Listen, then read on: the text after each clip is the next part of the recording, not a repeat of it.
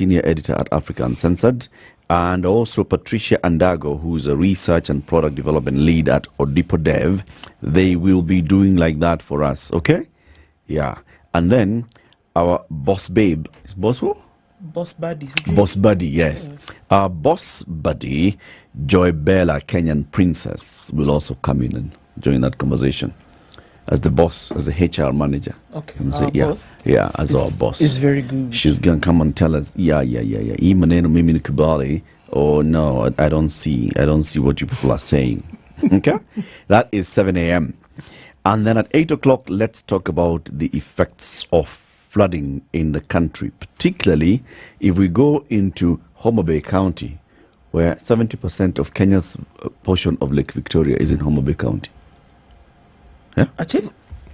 Yes. 70% of Kenya's portion of Lake Victoria is in Homa Bay County. Victoria is in East Africa. Got it. Kenya have their share of Lake Victoria. Sasa umepata hiyo. Tukienda 70% tuko na wewe. Yeah. Right. Now, Lake Victoria has done the thing that it's been doing. What is that? It's called backflow. So Lake Victoria is coming. It's reclaiming its land. It's coming inland. Where? And is it not coming inland? Badly so. Badly so. The MP for Suba South constituency, Karoli Omondi, will be joining us for a conversation about this. His constituency is also one that's been hit hard. Oh, yes. Bigly by this. Yes. People have died in Suba South. So Karoli Omondi joins us at 8 o'clock about this.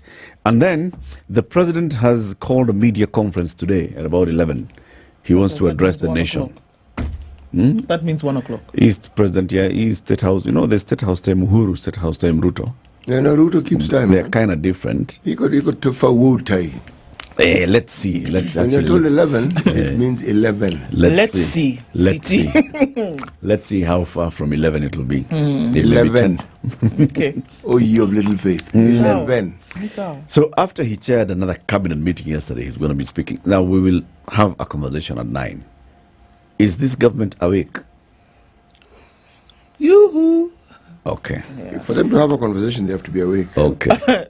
So we will talk about it. Okay. 20 minutes after 20 already. It was 13 just now. Imagine. It's coming like Hidaya. Sheesh. Tell us about the weather. This is the Situation Room, the only way to start your day.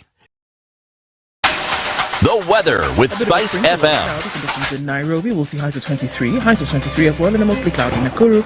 And the rain is coming down in Nyeri at 17 with highs of 24. We'll see highs of 22 in a cloudy Eldoret at 16. Mombasa, partly cloudy at 27 with highs of 33, and 32 will be the high. In a mostly sunny Malindi already this morning. That's going to change real quick over this weekend.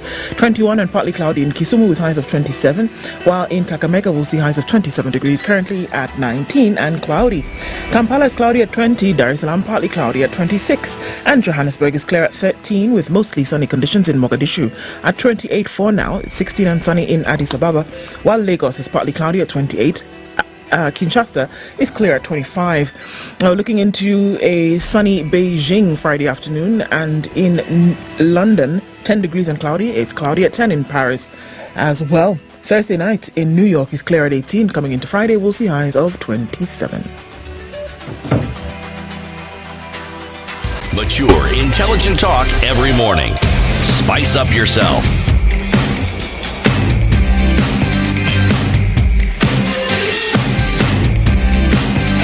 Mornings done right.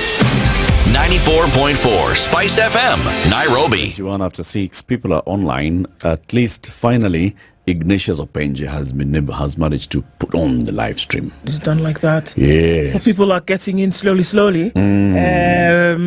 We'll just say hi to the folks who are there and welcome everybody who is coming in. Stephen Kihunyu says, good morning, guys. Evans Nyangano says, good morning, Spice. Looking forward to a great conversation as usual. Samuel Bakora says, good morning, Eric Ndu CT, the morning pill from Monday to Friday. Best addiction. Keep it Spice, guys. What else do you need to start your day? If Kuchocha was a person. I'm telling you. It's not a small wahala. Zach OK says, good morning, Spice family. Rain in Minneapolis, Minnesota. Did the generators kick off at JKI yesterday night during the power blackout? Well, I don't know. Sijui. Situ unajua? Nobody's home. Okay, so. Whistles innocently. Rogers Nyange says good morning. Jimmy Weka says also tune in from Mombasa this morning. Efantas Courier says good morning, guys. Courier tune in from Nyeri. Simplicity magnifies the magnanimity of the soul. Right. That's how it normally In fact, works. that's what I wanted to say this morning. The simplicity magnifies the simplicity of the soul. Your soul. Okay. Ination soul. As simple as that. Exactly. Okay. Edwin has announced himself and says, Edwin, always listening from Eldoret. Good morning, Edwin. Margaret Wanjohi says, good morning, all SpiceFM Situation Room. Present here from Houston, Texas. Jeffrey Magaka says, good morning. Mombasa eco-locked. We're enjoying dry weather here in the meantime. Yes, it's dry in Mombasa. It's sunny. There's a lady called Hidaya. Why? She's coming. Why? Be There's a careful, lady everybody. called Hidaya. Yeah. There's a song called Hidaya. There's a song called Hidaya. Hidaya. There's a song. John Mutua is tuned in from Doha. Derek Moremi says, tuned in from Airport North Road. Tibbs Muga says, good morning, team. Please change your passwords. Why? Have you been able to log in? Hello? Alar? Are you in? We don't know you're in. What's going on? And yet we can read. Okay, Microsoft. You said we should change the password. Okay, anyway, don't know why. But yeah, good morning. More people streaming in as we go along. Karibuni sana. Karibu. City. Yes, please. Final day of Proverbs from? The Republic of Algeria. Okay. Yes. It did get its independence on the 5th of July 1962. Just so that you know. Thanks. Yes, and the brand of Islam that they practice, they are what you call Sunni Muslims. Okay? What's the majority of Muslims in Kenya? Are they Sunni or Shia? Sunni, I think. Okay. Yes. So Shiites are usually in Iran, Iraq. It's very simple, really. There are those who believe Abu Bakr was the one who followed after the Prophet. Yeah. And then there are those who believe Ali was the person who followed. So just those little divisions enable you to have the Shias and the Sunnis. Okay. I was about to say the Shias and the Sunnis. Proverb. The one whose belly isn't full of straw isn't afraid of fire. The one whose belly isn't full of straw isn't afraid of fire. Yes. Your belly is burning. Your belly is not burning. I am not afraid of the fire. One who has a clear conscience is not afraid of an investigation or interrogation. Good thinking, sister. Good thinking. Umefikiria tu kama umedhika. Okay.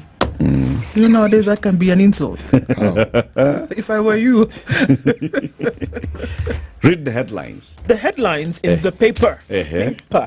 Because, you know, like that. Yes. Ruto plays by the rules in KDF changes is on the front page of the Standard. 14 days after misfortune struck, ending the life of General Francis Ogola in a helicopter crash, Kenya now has a new Chief of Defence Forces, General Charles Kahariri, and a host of other new military bosses, including the first ever female service commander in the Defence Forces history. Dun.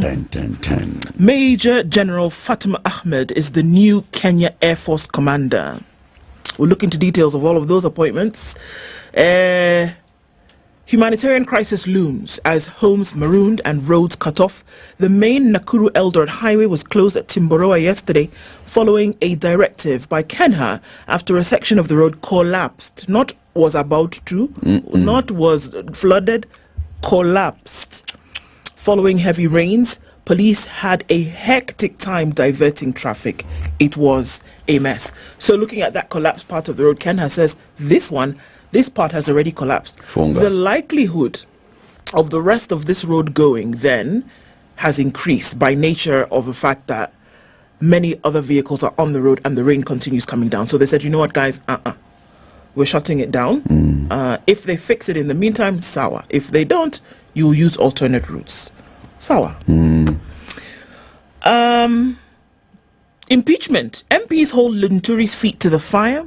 The fate of Agriculture Cabinet Secretary Mithika Linturi now lies in the hands of an 11-member committee select house team after the full sitting of Parliament voted in favour of a motion to impeach him. So is he impeached or not? We are waiting until they've finished, then we'll know. It's a long Wahala story. We'll It's like read a it committee that will do the committee thing. They'll committee, And then they'll tell us after if it's committed. We'll see.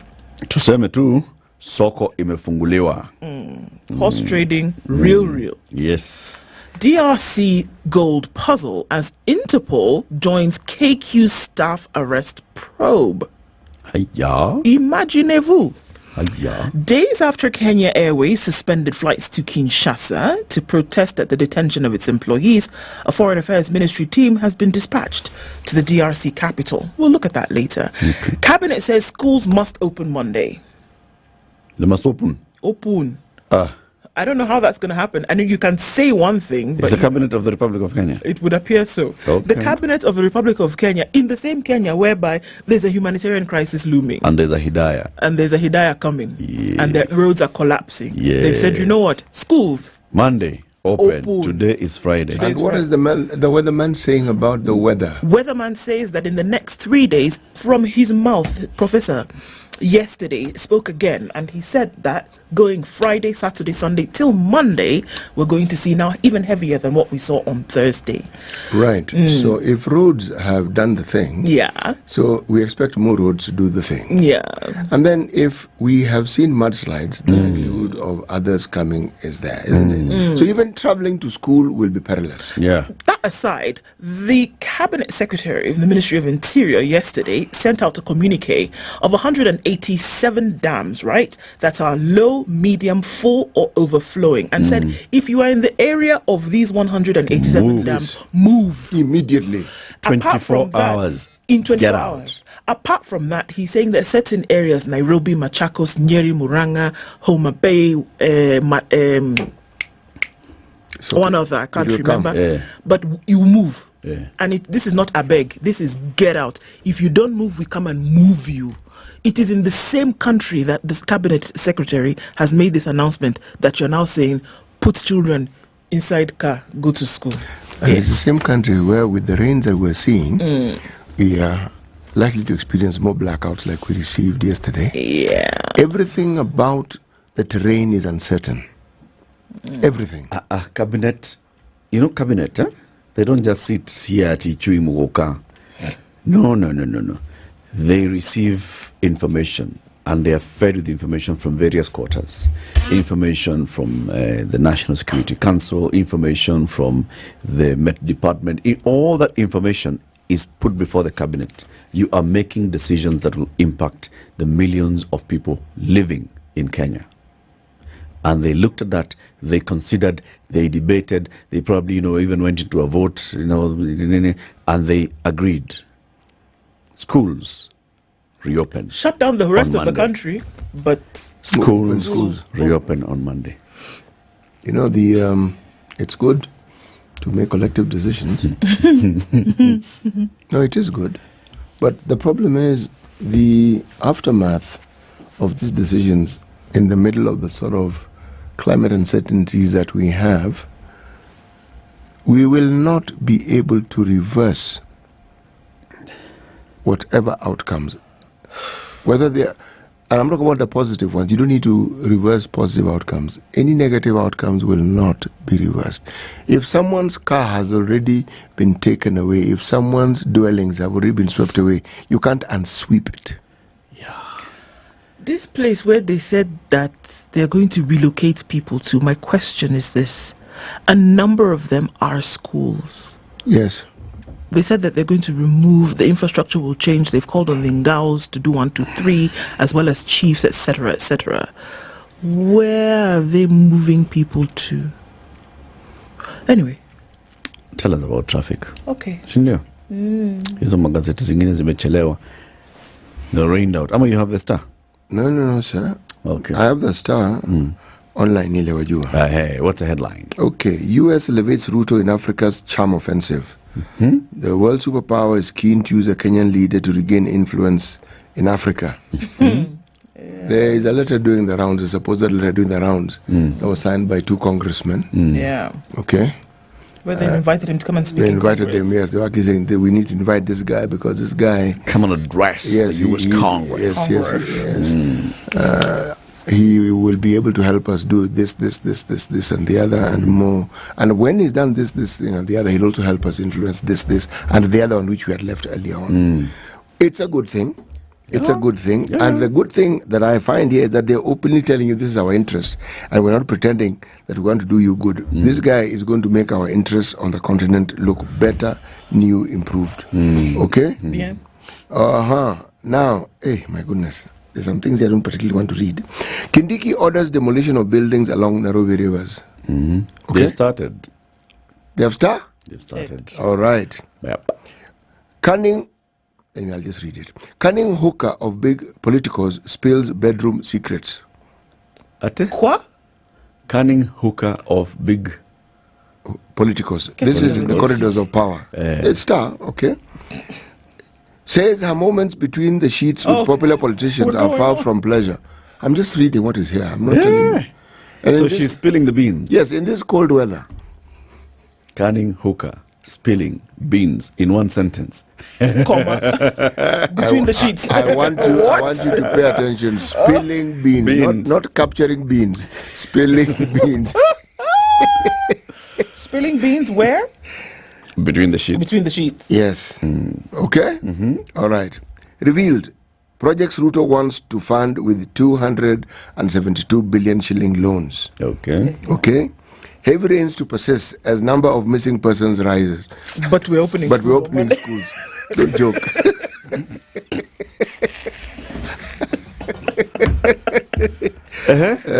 Bang.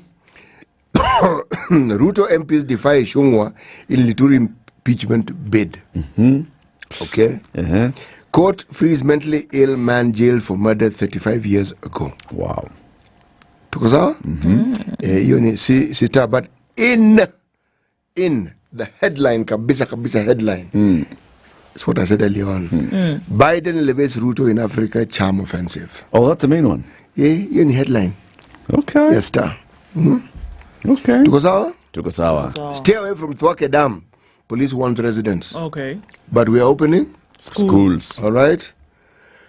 Return to work. Lawmakers tell striking medics. But we are opening schools. All right. Ruto to address the nation on Friday, which is today. But we are Opening schools. yes. Let's do the traffic. 25 minutes to 7 as we prepare to open schools. This is the Situation Room, the only way to start your day. Not much this morning. We're looking at some of it coming off the Thika Superhighway, but that's just at the Pangani Tunnel. Nothing too painful for now. Let's take a look on the other side of the city where Ngong Road looks pretty good. And also coming out of Westlands, not much happening there. Some movement on Wayaki Way, and that is outbound traffic. So certain roads have been closed. I will give you information about that. One that we're obviously looking at is the Nairobi Eldoret Highway.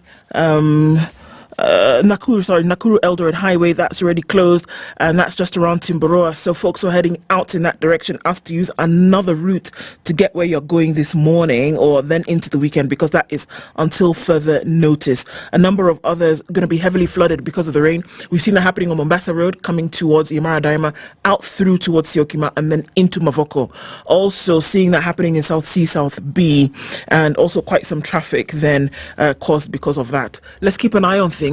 Shout out, folks, if things are not looking good, and at least we can spread the word. Let's talk on SpiceFM KE on X, hashtag The Situation Room. Mature, intelligent talk every morning. Spice up yourself.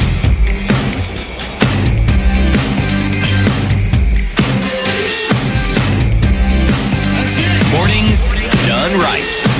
94.4 Spice FM, Nairobi. Start somewhere. Let me start somewhere. I want to tell you how there have been new appointments, but let me tell you about what's going on in the country beyond the appointments. Disaster teams issue landslides alert as floods ravage the country. Humanitarian crisis is emerging in areas grossly affected by floods as national leadership mulls over solutions to the problem that appears not to be ceding in several counties. This is happening as health workers in Nyanza raise concerns over the growing cases of malaria in the camps hosting families displaced by floods. already. We have seen that these camps were erected 3 weeks ago. And we're already seeing cases of malaria. Why is that? Because you've got large pools of water where this is the love nest for what? The Anopheles mosquito. What is happening as a result of that? People are getting malaria. Health workers are saying disaster looming already. In the Rift Valley region, the destructive floods have brought activities in several towns and villages to a standstill as a result of the heavy trail of destruction in homes and vital infrastructure. As this happens, the death toll from the floods increased after one body was found floating in the swollen River Swam in West Pokot County as heavy rains continue to cause devastating damage in most parts of the country. The discovery of the body comes as local residents express fears over the rising water levels at Tuckwell Dam in West Pokot. Authorities have, however, moved to dispel any fear among residents adjacent to the dam, saying there's no cause for alarm. In Narok County, floods have damaged roads, bridges and destroyed crop in farms and submerged homes. According to authorities, 7 people, including 2 university students and 5 members of one family, have died in mudslides in villages neighboring the Masai Mara forest. Over 100 people have been out of their homes, according to a media brief issued by the Narok County Commissioner Kip Koech Lotiatia. Some of the roads that have been destroyed by storm waters are the Ewaso Ngiro Norusora Road, another name I can't pronounce, but it's in Narok, Suswa Kibiko Ngong Road, and Ewor Ekule Satutek Road that had been rendered impassable. The Kenya National Highways Authority has issued a public notice advising motorists and pedestrians to avoid some sections of the roads that have been submerged or eroded by the floods. There's also a dams alert. On the 1st of May, Kenya issued to the public the closure of the Wasongoro Norusura Road at the Oldonya Orasha River crossing following overtopping of 120 vented drift as a result of heavy rains. We did see also yesterday that the CS Ministry of Interior then did issue warning for folks who are living around these 187 dams, for which a number of them are overflowing. A significant number are already full to capacity. Some are medium, some are low. But with the rains that we are seeing, the likelihood of them overflowing is high. And so we've said, if you live in these areas, move. They've also looked at certain areas whereby they say the situation is already bad and that within the next 24 hours, which started at 6 p.m. last night, we're asking you to move to higher ground. They said that the government would ensure that there was facilitation for people to be able to do so, and they were setting up infrastructure with the assistance of the Ngaus to have this done. So it is not a please move situation. If we come and find that you're still there, we will forcibly move you. All right. This is all happening while they're also telling us that in the Mai Mahiu tragedy that happened Monday, 51 bodies may never actually be found, even as KDF joins the search for the missing bodies. I have not read half of this. I've gone from Nyanza to Rift Valley to West Pokot and a little bit in Mai Mahiu in this Narok area. I've not gone to the other parts where there are issues. I've not talked about Budalangi, which is talked about in this story. I've not talked about Salga. I've not talked about parts of Eldoret to Wasingishu or Kakamega, and it goes on and on and on. Homa Bay. Or even the Lake Basin. Or even the Lake Basin area. Not talked about that. This is just... It is everywhere. This is sad. And if you just think about what these families are saying, some families in Naivasha are already despairing to the possibility that the bodies of their kin might never be recovered because of the amount of debris around the flood path. These are people who are already looking and saying, okay, look at this debris, look at the mud, look at everything, look at what it's taking to actually recover one body after another. We have 51 people who are still missing. They're already saying, it may be a difficult one. It may be. KDF is on site. They're doing what they're doing. They're being coordinated by the Interior. Interior is those guys who have been unable to dig up graves in Shakahola for a whole year. Same Same guys who have taken more than a year to finish digging up and unoccupied. There's no mud, nobody. there's no rock, there's nothing. They have not finished digging up bodies in Shakahola. When the Kenyans look at how the government is doing, they're like, guy, we may never find our people. This is basically it. It's coming from just looking and seeing the way this thing is going. It's just a follow-up. It's just a The pace follow-up of from it, Shakahola. the thing, we may never. Somebody just sitting there and thinking, we may never find this person. We went to bed. They were in this homestead. They were in this house. They were in our house as we went to bed. Never see them again. Never be able to bury them. And the cabinet meets and says, We're opening schools on Monday. hey, hey. Why you are gone? They took water. Hiya. Changes at the helm of the Kenya Defence Forces. The president has done the deed, and in the advice of the National Defence Council, which is chaired by the Cabinet Secretary for Defence, he promoted Lieutenant General Charles Kahariri, who was the Vice Chief of Defence Forces, and made him a general. 4-star general. There's only one 4-star general in the country at a time. So means he becomes the Chief of Defence Forces. He also made several changes now to the other services. There's a new boss at the Kenya Navy, and there's a new boss at the Kenya Air Force. The Happy story, bwana. Page 2 and 3 of the Standard. Major General John Mugaravai Omenda has been promoted to the rank of Lieutenant General and named Vice Chief of Defence Forces. He was the boss of the Kenya Army. Was the boss of the Kenya Air Force. Yes, he was the boss of the Kenya Air Force. So, in his place at the Kenya Air Force, Major General Fatma Gaiti Ahmed, who had been in charge of personnel at military headquarters, now becomes the boss of the Kenya Air Force. Okay. There's a new boss at the Kenya Navy. Major General Joroge Nganga has been posted to the National Defence University, appointed Deputy Vice Chancellor in charge of Administration and Finance. Major General Paul Oworo Tieno has been posted to the Kenya Navy, appointed Commander, and several other changes below this. Now, this is basically just following the Tonja rules, which are now the Kenya Defence Forces Act, which say that the leadership of the Kenya Defence Forces shall be rotational between the three services, the Kenya Army, the Kenya Air Force, and the Kenya Navy. The immediate former Chief of Defence Forces was from the Kenya Air Force. His vice was from the Kenya Navy. Now the Kenya Navy man elevated to the boss, and so on and so forth. General Charles Kahariri, look at him in that uniform. He looks quite good, eh? Quite smashing. I won't even lie. Sheesh. Akona mutu.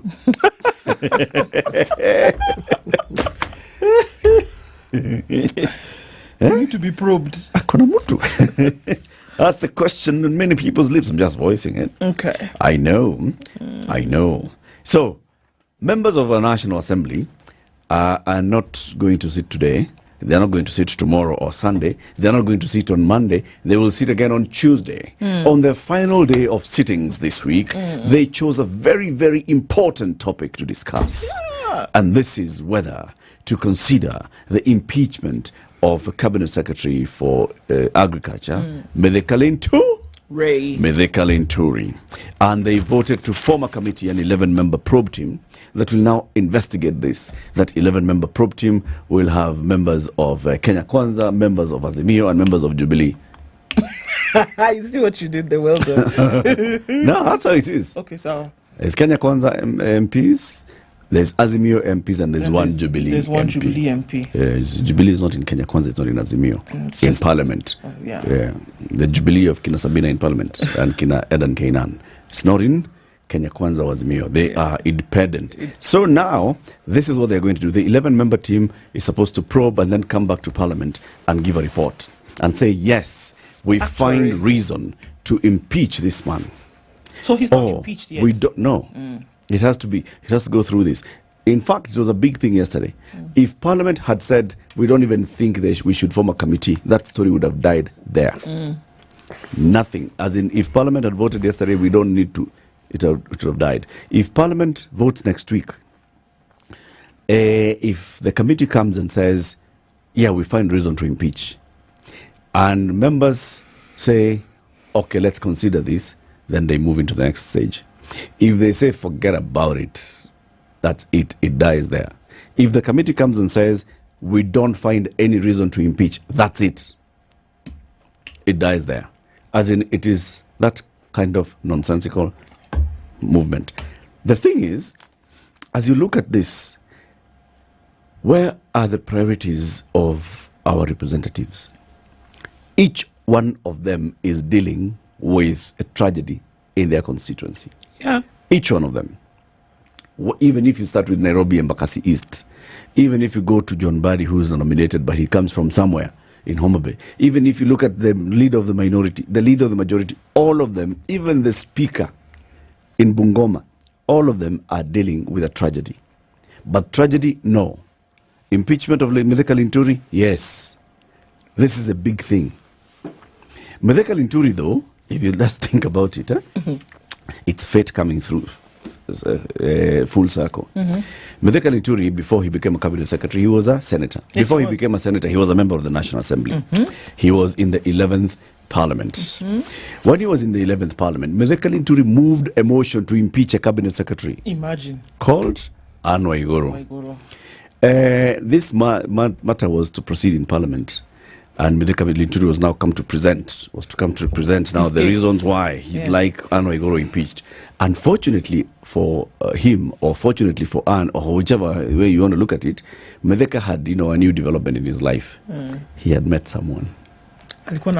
He had recently met someone. You know what happens when you recently meet someone? You get so excited. There's love in the air. You lose all sense of being. In fact, if you just recently met someone and you're going for a big interview, and that met someone calls you and tells you, I have an emergency, or I have a plan. You forget the interview. You call the interview people and tell them, guys, can I come tomorrow? Can we reschedule this interview? They tell you, no. You see, we are working on tight schedule. You're like, listen, keep that job. In fact, this shows me that you guys are toxic employers. You can't deal with emergencies. You're toxic employers. I'm not coming for that interview. Forget about the job. So Mithika was called by his newly met someone and told, see, babe, we go to Naivasha. Naivasha? Yeah. But I need to be in Parliament tomorrow. Yeah. Mithika considers Naivasha. Here. He's okay. Parliament, Naivasha. I can go to Parliament and be in Bunge in the afternoon. Bunge in the afternoon. 2 days later. Guy comes back and asks Muturi, wait, my motion? Muturi looks at him. What do you mean? What motion? Where were you? Where were you? Now Mithika is being... On the chopping what? Yes. Yeah. And the recently met someone is now a member of Parliament. She's in the house. The recently met someone who took him to that Naivasha. Time who took him to Naivasha? Yes. That did not allow his motion to be... She's now an MP. Da-da-da-dun. She should have been put into this committee. That would have been even more fun. Hey, the theatre of the absurd. Yes. Isn't live stream? I'm telling you. Hi, City. Tell us. I'm reminded of a gentleman with the name of J.M. Kariuki. One of the first commissions that we ever had being set up by Parliament was the Elijah Mwangale Commission, to actually probe the death of J.M. Kariuki. Yeah. Okay? Now, what is of interest is, after they had written the report, it was then reported that the president had said, there's some names here of people who I think I know and they're close to me. Can you just remove them? Okay? So then the report can go forward. Bit of a kerfuffle. What was even more interesting, the then deputy vice president announced to the country, when people are asking, but where is JM? Where is JM? That was before, the chant was, where is JM? Before now the chant became, who killed JM? So the vice president came up and said, actually, this guy traveled to some Malawi, Zambia. Yes, he's got some business interest there. He's in the region. Just Mali, Central Africa, Zambia, I think, yes, Zambia. It later turned out that Zambia was talking about was Ngong Forest. What? The Zambia he was talking about. Yes. Where? All the vice president actually shed tears and literally and apologized to the nation. Where? Okay. That commission at some point was told, it's enough. What you've done is enough. Then we had a commission that was probing the death of one Dr. Okoh. Mm-hmm. We know how that one went, didn't we? We do. So it isn't as though we haven't had commissions, just that in the past it involved the death of, what should we say, a prominent politician. But now we have a commission that is being formed to look into what is being presented as the misdeeds of an office bearer, Minister for Agriculture. Yeah. Let's see how this one goes. Shall This we? is Mosho Moja. It is absolute nothing. Do you remember a few weeks ago when they started saying they're doing probes, Senate was stuck? I told you, I said, you know what annoys me is that we are wasting time. Yep. We are saying things that we will go to Parliament, we'll spend man hours, people will be paid sitting allowances. And we know the outcome. We know the outcome. Even this. By the time I heard, when they said vote, and then I heard 11-member committee, I said, I beg. This is a Mosho Moja mission. And the annoying bit is that your people are dying back at home, and you are saying that you're taking time for the next how many days to sit in a committee to investigate Whether allegations of this guy. Let me ask. As in, this could not even wait. It couldn't wait. Well, let me ask a different question. Has Parliament considered forming a commission to try and determine how we're going to mitigate against the cataclysmic disaster that is actually before us? Nope. Which Parliament? Nope. Well, this very same Parliament. Nope. No. They ought to. They should. Have they? This problem we have. They should ought have to. formed a special select committee on this. 3 weeks ago. This one. 3 On weeks this, ago. what do we need? Do we need to, as this Parliament, do we need to approve a supplementary budget that then redirects funds towards this? Yes. Do we need to, what do we need to do? Do we need to look at how we can amend some laws? Do we need to? Yes, we do. Okay? Do we, that is what Parliament should be discussing right now. Priorities that the country has right now. And what is the priority that we have right now? It's Miracle Inturi. That is the most important thing that we need to form a committee, commission, whatever it is, to discuss. 11 members. At this point in time. Meanwhile, on Monday. Schools reopen. And meanwhile, roads are being washed away. Yes, please. And meanwhile, the deluge continues. 187 dams, people in those areas, communities, folks living around those dams have been asked to move. There are certain areas in the country where one would assume that children of school-going age also reside in those homes, have been asked to move. Since there are people However, schools will reopen. Thank you. And Parliament is going to go on. When are they coming back again? Tuesday. Yeah, exactly. And all this thing is happening, and the weatherman has told us that this rain is going to intensify. Yeah. But Parliament is coming back on Tuesday. That's a spirit. That's a spirit. Nakhumicha and Bore are urging medics to return to work meanwhile. Remember what we've looked at happening in Nyanza now and what is going to happen in other parts. Just pick your pick. Malaria on the rise. Folks need to be taken to hospital. There are no doctors in hospital because people are just not doing what they're supposed to do. Health Cabinet Secretary Susan Nakhumicha and Labour Cabinet Secretary Florence Bore have asked medical workers who are on strike to resume duty. I thought they were firing them, but anyway. Appearing before the Joint Senate and National Assembly Health Committee to address progress made in resolving the strike that has paralyzed medical services in the public sector, Nakhumicha and Bore said the government has shown goodwill in addressing these issues. And how does this goodwill look like? You know, I can say it. Like, I have goodwill towards you. So you believe me? No. It must take a shape and form. We must be able to recognize it. Abi? And words just represent the preamble. So what exactly is this goodwill? That's true. For goodwilling. They said the two outstanding issues on how to address the remuneration of medical interns and registrars was before the Employment and Labour Court, so that could not be discussed. Don't you understand? We are appealing to the medical staff unions not to go back to matters that have already been resolved. We acknowledge that out of the 19 issues that were in dispute, we have only 2 pending which are in court, so we can't deal with them. Okay. According to Nakhumicha, Bore said they have engaged the whole nation approach for the last 50 days and appealed to the medical staff who are on strike to get back to work even as they go on with negotiations to ensure that they have a return to work formula that is favourable to all parties. What's the whole nation approach? That's it. That's Whole it. of nation. Whole of the nation. The whole country Yeah. approach. Yeah. Okay, and how is it represented in this conversation? Jackson Mandago, beyond the words, who is the Senate Health Committee chair, asked parties in the disputes to expedite the process. He said, okay, all this talking people are doing, hurry up, come and talk to each other, as though that has not been said before, so that we can, and then he went on to say that the country is currently in a crisis. The medical workers, that was a crisis on its own. Yeah. But now what is happening with the likely disease outbreaks in the country following the floods is even bigger. And we need medical staff on ground. But on Monday... children are going back to school. All right. And the water and the rains keep raging, isn't it? Imagine. All right. It continues to Unabated. rain. Unabated. Tell us the story of KQ, by the way, please. Mimi. Let me tell you. Okay. Days after Kenya Airways suspended flights to Kinshasa to protest the detention of employees by the DRC Military Intelligence Unit, a delegation from the Foreign Affairs Ministry has been dispatched to Kinshasa. The instructions of the mission to find a solution to these manenos.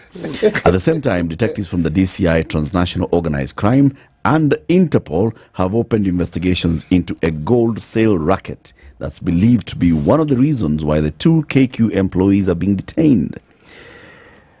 On Monday, KQ was protesting the inhumane treatment of their staff. They were arrested on the 19th of April of alleged incomplete documentation of what the carrier termed as valuable cargo. KQ said the detention of the airline's employees was harassment targeting its business. DRC, however, continues to hold the employees. Sources in security circles say they may have been subjected to interrogation not just on the valuable cargo that was supposed to be shipped to Kenya aboard KQ on April 12th, but also other cargo exported from Congo in the past. Behind the scenes, detectives familiar with the happenings in Kinshasa say have also questioned the 2 staff over shipment of 3 tons of gold at different times, which was earlier moved to Kenya and then to the UAE. Well, it is getting thicker. So there was valuable cargo, but apparently now military intelligence is saying gold has just been jamoking here aboard KQ. And now we need to know how. Yeah. Where? You people, kumbe, you are sitting here, you just been doing gold trading instead of transporting people. What? Anyway, let us see. Interpol is now involved. Kenya's DCI is involved. The Ministry of Foreign Affairs is dealing with it diplomatically. Meanwhile, KQ, Kinshasa, Tawe. 7 a.m. news time.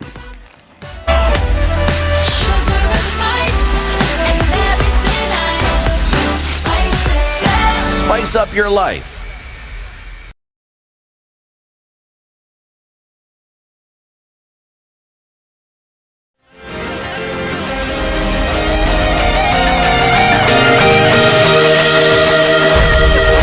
Good morning to you. This is the News Wire. I'm La Ubaga. President William Ruto will address the nation today at 1 p.m. State House spokesman Hussein Mohammed made the announcement on Twitter but did not give exact details about the address. The head of state is, however, highly expected to speak about the ongoing heavy rains that have killed at least 188 people since March and displaced hundreds of thousands. The address will come a day after Ruto chaired a second cabinet meeting to deliberate on extra measures to mitigate the devastating effects of floods, mudslides and landslides across the country. Another thing that the meeting also discussed was the opening school dates that are set for Monday, where the Education CS was asked to ensure that he puts all measures in place to ensure students go back to school safely. Interior Cabinet Secretary Kithure Kindiki has ordered the demolition of structures and buildings illegally constructed along riparian land near Nairobi rivers. The directive affects all those living within 30 meters of Ngong, Mathare and Nairobi rivers. Kindiki directed the Nairobi regional and county security teams to work with the Nairobi City County Government and the National Disaster Operations Centre to ensure immediate evacuation of people living along the rivers. And police have issued a situational report indicating that water levels at Tuake Dam are rising rapidly, posing danger to humanity. The report dispatched by the DCI said police in Kathonzweni in Makueni County were concerned over the development and cautioned members of the public to stay away from the dam.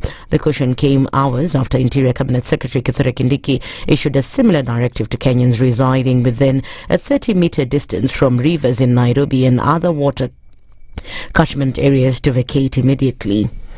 MPs allied to Kenya Kwanza on Thursday defied their leader Kimani Ichung'wah to vote for the formation of a team to investigate allegations against Agriculture CS Mithika Linturi. The lawmakers ignored concerted effort by the Kikuyu MP to have them shoot down the motion and instead ganged up with the opposition to resoundingly endorse the creation of the probe team. The committee includes Ainab Kui MP, Samuel Chepkonga, George Muragara of Tharaka Nithi, Jen Line of Kirinyaga, Moses Injendi of Malava and Kasim Tandaza of Matunga, among others.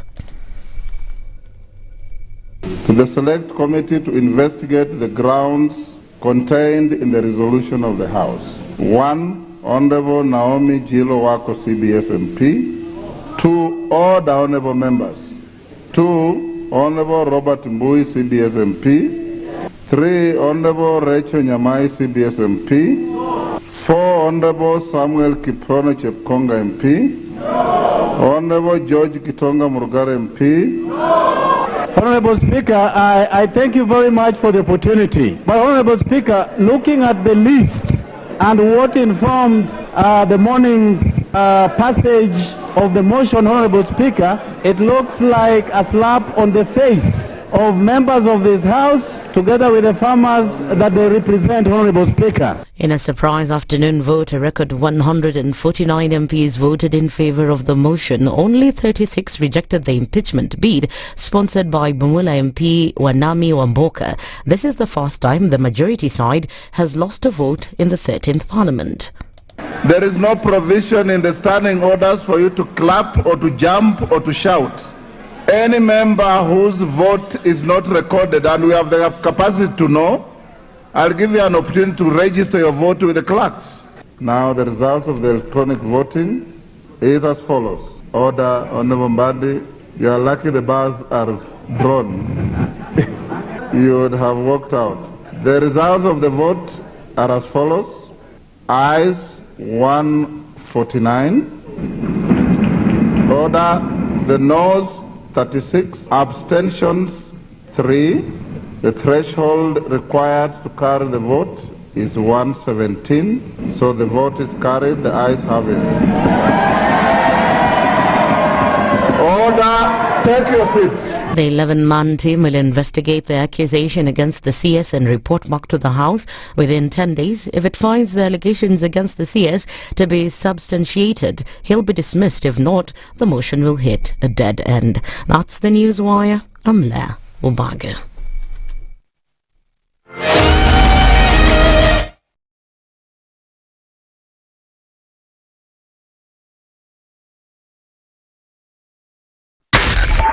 SpiceFM, Nakuru.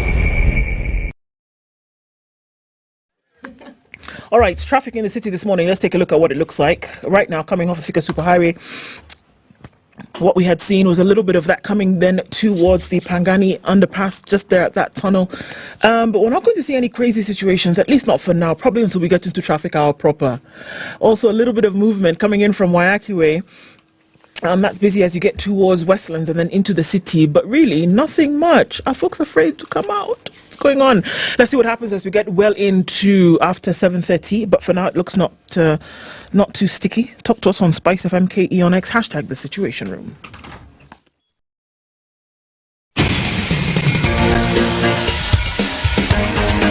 This is The Situation Room, the home of hard-hitting political commentary and penetrating insights about the state of the nation. This is a talk radio experience like no other. The Situation Room, a place for hard truths, debates, and elevated conversations. The Situation Room, witty, political, engaging, deep, controversial. In the room, we have C.T. Muga, researcher, academic, seasoned political observer, a fountain of wisdom in these politically uncertain times. Ndu Okoh, Nigerian by birth, Kenyan by choice, communications expert, Pan-Africanist, a truth seeker and believer in people power, and Eric Latiff, agent provocateur, the man in the chair, seasoned journalist, news hound, a man who believes in punching up, not down. This is the Situation Room, the only way to start your day. 7 after 7, how are you doing? Welcome to the second hour of the Situation Room. If you're joining us on SpiceFM, on KTN Home, on YouTube, on Facebook, Karibu Sana. We hope that you've had a good night, you've had a safe night, and let us stay safe. Hidaya is coming, Cyclone Hidaya, making landfall along the East African coasts today. Yep. Tanzania, Kenya's south coast, Mombasa, Kenya's north coast, all of them prepared. The governor of Mombasa told me he's actually dashed back to Mombasa, and the cabinet was meeting, they were having conversations on what they need to do to address this. And we just hope that everybody gets the message. Please, this is not the time to decide, let me go to the beach. No. This is not it. No. Please, keep off. Keep off the beach. It's all right. You mistimed your holiday. You decided this is the time you want to go to the coast. Unfortunately for you, just stay indoors. Unfortunately. Those who are residents, of course, of the Kenyan coast, just stay indoors and be safe. Okay. Ndu, Yes. Showmax is telling us to shika Showmax. Shika Showmax. CT, what's your favorite series? Sorry. What is your favorite series? Back to school. No. There's this other program where you see snakes and then you see trees and people who live around there. Okay, so like a documentary kind of thing. Movie. There's a The program where you see documentary snakes, and you see trees. people and See trees. Geographic. Oh, okay. So stuff like that is available on Showmax. Okay? Good. All right. What's your favorite football team? Football team Yes. in Kenya. Let's talk about the Premier League. Premier League. Premier League. Yes. Kenya Premier League. No, English Premier League. English Premier League. Yes. When I used to support, Here we it's go. the past tense, and I used to support a certain team, I used to support Arsenal. Arsenal. Yes. Okay. Used to. At least two people. in Yes, this I room mean, support I realized Arsenal. that in many places I went to, people discussing football, so I had to support a team. Arsenal. So you landed on Arsenal. Yeah, Arsenal was Manchester good. United. Manchester United. I liked Arsenal. Eric, It's Chelsea. Chelsea. Okay. Arsenal, Chelsea, Man United, Super Eagles. Okay. Anyway, so Showmax. You see the things you like. Showmax has all of them. All. For just 300 shillings a month and then going, you can find all of them. You can download on your phone, watch it later. You can sit on your couch, watch your TV. You can be working, pretending to work, and then, okay, don't tell anybody I said. However, you can find all of these things on Showmax. You need to log on to www.showmax.com or download the Showmax app on Google Play Store or your App Store and then find it. Pay, watch, Shika Showmax, anytime on the go, go. We said some new shows should be coming to Showmax. Huh? Yeah. Reality shows. One of them should be called Salute, It should. featuring Kithure Kindiki, Moses Kuria, Johnson Sakaja, wearing their various uniforms. Yeah. Because that's what they like doing nowadays, and just saluting. Even Sakaja with his Kanjo uniform. Salute. The other one should be called The Cabinet. Movie. It can be a movie. It could be a movie. Starring. Yeah. Sit down, look. Okay, you're told, report from Maimahiu. Yeah. You don't even need we a still have script. 51 bodies that are buried under Very there. tragic, very Where tragic. those people sit, they are now being sheltered in a school. Okay. Report from Nairobi, people in Mathare, they are sheltered in a school. Report from Kitengela, they are sheltered in a school. Report from Timboroa, sheltered in a school. Reports from Homa Bay, floods, Sheltered in a school. Tana River, sheltered in a school. But Sheltered in a school. Best decision, reopen schools. Schools on Monday. Come Monday, open schools. Right, at Okay. 1 a.m. Yes. Open schools on Monday. The Cabinet coming soon on Showmax. What? Love it. Hii Kenya hii. Anyway, so there's this generation called the Gen Z. Who are the Gen Z? We're going to be discussing them. We're joined by two people in the studio. Eric Mugendi is a senior editor at Africa Uncensored, and Patricia Ndogo is a research and product development lead at Odipodev. Good morning. Good morning. Welcome to the hot seat of the Situation Room. Thank you. Good to see you looking warm. It's good to see you looking dry. Yeah, we thank God. We do not take these things for granted anymore, by the way. Yeah. You know, when somebody walks in here and they're dripping, you're like, pole. You understand? You don't ask, just say, pole. Yeah. You're here so we can have this conversation about a research that was conducted by your two organizations, and this is looking at the Gen Zs and what they perceive work to be. Yeah.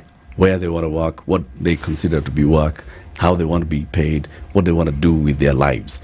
But to welcome you to the conversation, we'll be joined later by one of our own Gen Z boss. Homegrown Gen Z. Boss what? Boss Buddy. Boss buddy. Boss baby is something else. Yeah? Yeah. Okay. Our boss buddy, Joy Bella, the Kenyan princess, will be joining us for this conversation later on. City, why don't you welcome Eric and Patricia with the day's proverb? Yes, our proverbs for the whole of this week have been from the Republic of Algeria, whose capital is Algiers. One whose belly isn't full of straw isn't afraid of fire. One whose belly isn't full of straw Isn't afraid of fire. isn't afraid of fire. Let's start with you, Eric. You said, oh. Yeah. You got it immediately. Straw is famously flammable. So if you're not full of, I guess, stuff that can burn easily, then you're ready for the fire. Patricia. How I would put that, like my interpretation, is if you don't place yourself in a situation where you can get into trouble, you'll never get into that trouble because you've not placed yourself. If you don't have the straw, you won't get fire. So if you don't place yourself in a troublesome situation, you'll stay away from it. If I stay away from areas with floods, I'm going to be affected by the floods. I agree. Let me ask, these places where you say from floods are which ones? It's the idea. Schools. Yeah, I don't know where the students will fit in on Monday, but we'll see. This thing. Anyway, so Odipodev and Africa Uncensored, you did some research on Gen Z. You want to tell us about it? Yeah, sure. So we've been doing generational assessments for a long time. It's been an interest of ours. So it only made sense, with Gen Z to capture the data that is missing. So we did a survey with 1,300 Gen Zs between the age of 18 and 27, just asking them about their attitudes and perceptions about work, about money, and understanding their aspirations. Yeah. What did you find, Eric?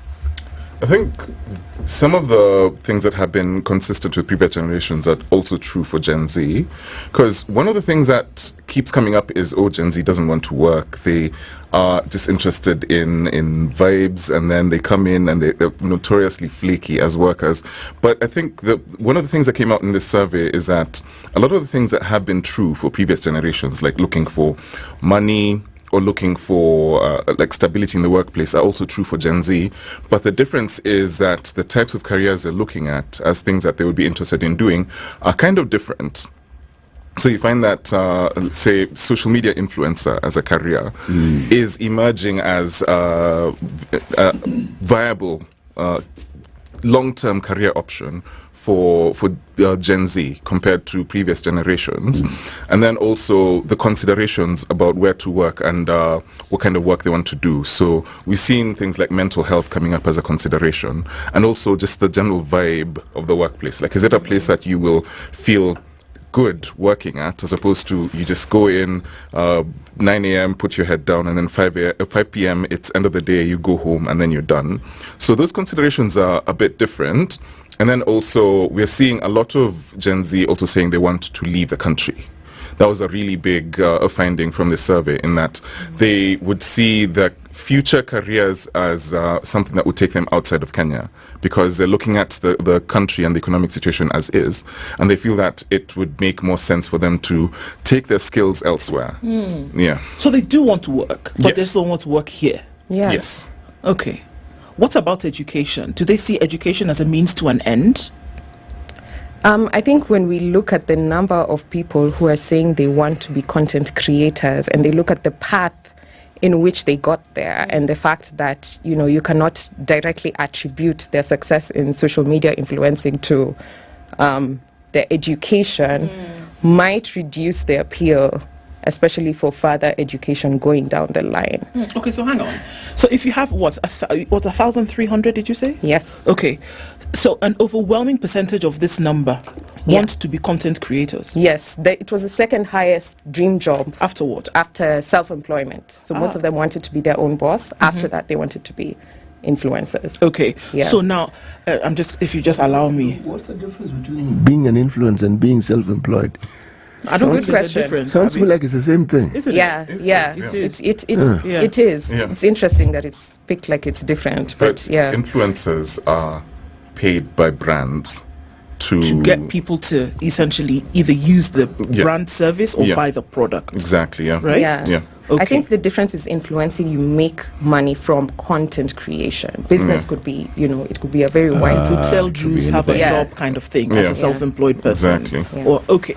So there is no, I'm trying to understand here because of that education question, that for Gen Z, if you're going to be a content creator that would then be an influencer, Yeah. there is no connection between having a degree, for example, in business administration and how I can be a content creator. No. So there's no link between the two for them. No, because we're seeing people going into it way before they've studied that business administration. succeeding. I mean, as the ad hit her, you know, she got her moment of fame at a very tender age of 20 years. So what they're seeing is a lot of people that age are saying, look, I didn't, you know, that's usually before the age that people have gone to university. But, you know, allegedly her rate cards are 100,000 plus for like one video on a social media platform. So if they see that, you know, it may reduce the appeal for them to go Why and is study fame further. important? Fame and money. So when we look at what they said, the things that they wanted most from a job, it was what we're calling vibes, cash, and inshallah. So it's, I want money, I want good money, I want vibes, I need to have fun at work, and I need inshallah, like I need mental health. I need to be able to step out and take a break when I want to take a break. So I think because fame enables them to do that, enables them to make money from those platforms, then fame plays a part in, you know, what the dream job looks like. Yeah. Yeah. Fame, though, is flimsy. It is. Fleeting at best. It could be, but I think at the very least, what they want to do is they want to be visible enough for brands to be They interested. want to for monetize example. the fame. Exactly. Like you will find people making, say, clips that become sounds on TikTok, and that becomes the way that which that fame comes to them. So I think for older generations, so the way we look at fame is that it's something you get at the end of everything. Yeah. For them, it's like this is a starting point. You become very visible, and then you start to monetize your image, and you start to monetize your presence and the way you interact with things in a way that is like a lot more sustainable, I'd say, because you're not just like a one-trick pony. You're not just famous for being famous, as in the case of like the Kardashians. You have a way of engaging with audiences and people find you relevant. So I think it's the definition of fame that's a bit different, and that's what they're looking for. Does fame have some kind of impact on influence? I think so, because ultimately for you to be influential, you have to have some kind of fame.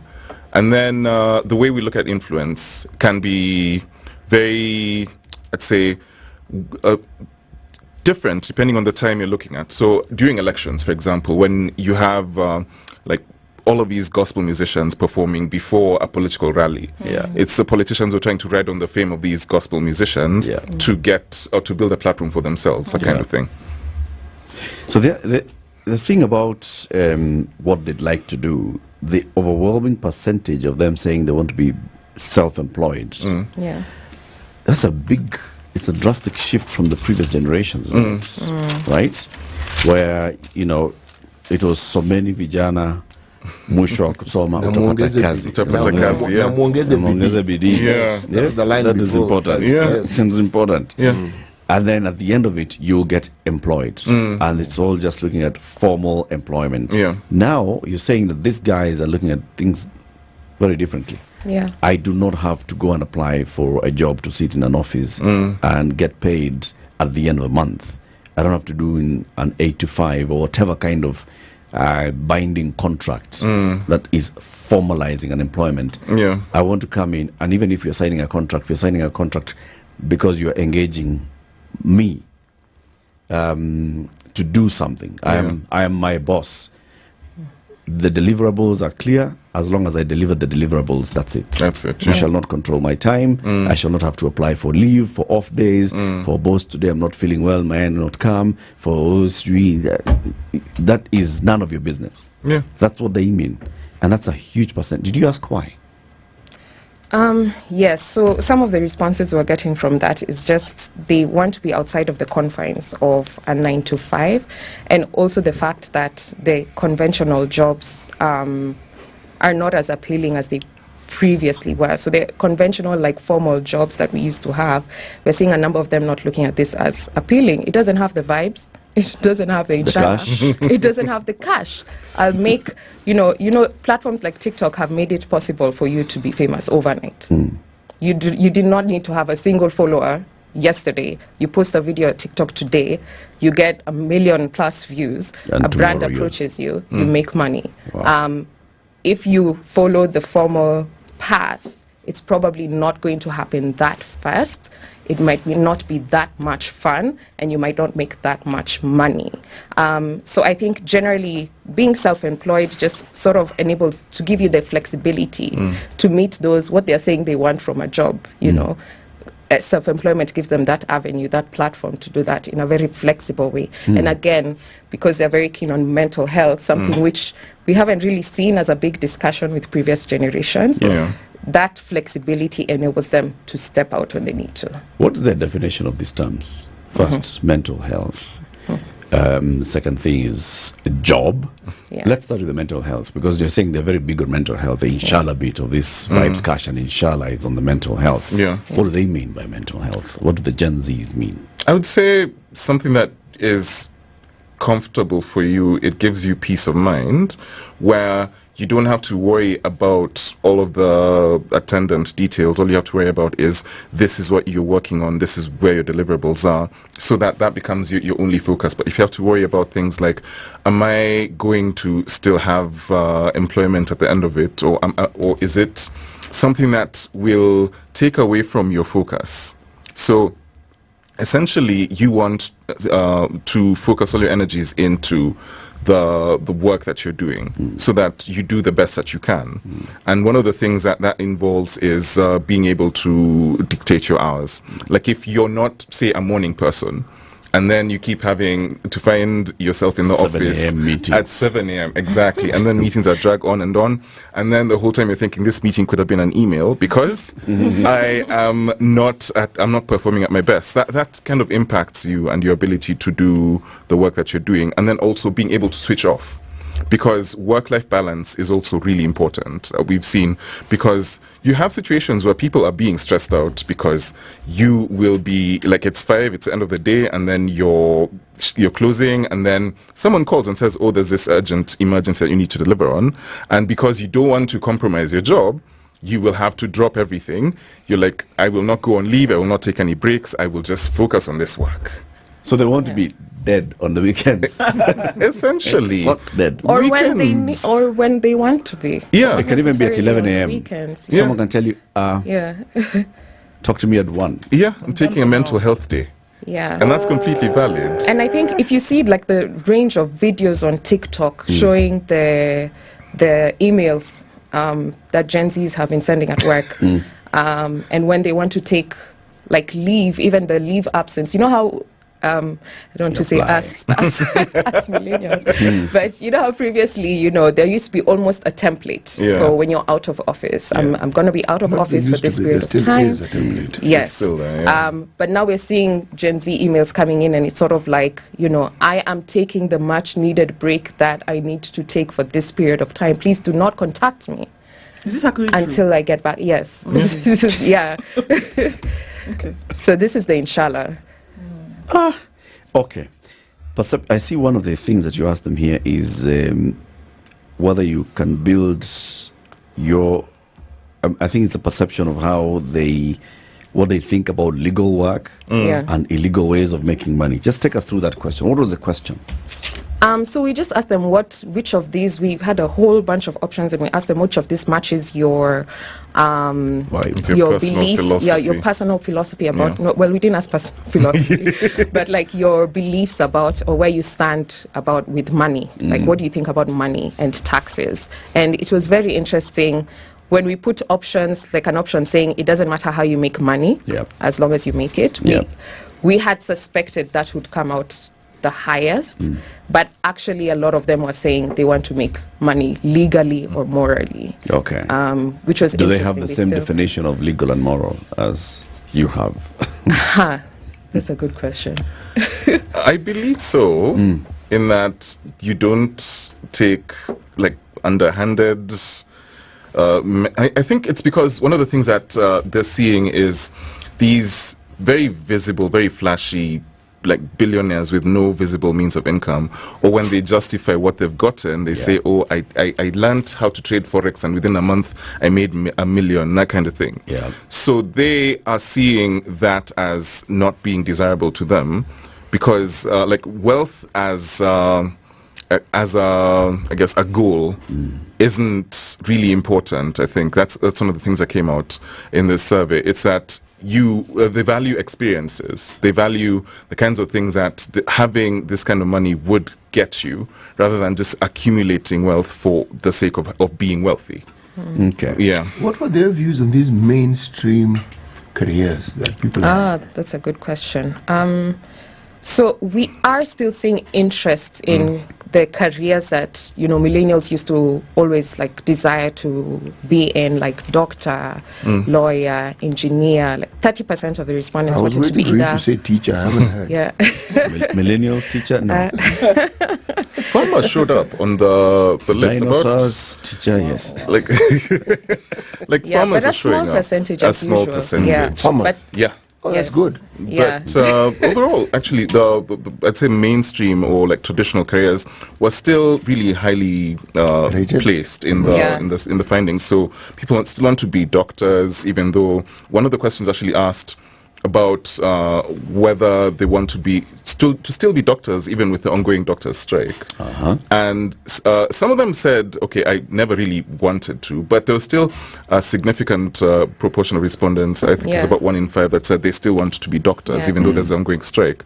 So engineering was still there. But 22% said that the doctor strike has affected their intention to become doctors. That if they ever intended to become a doctor, the doctor strike has made them decide, that's not. So they're saying there's no cash, there's no inshallah.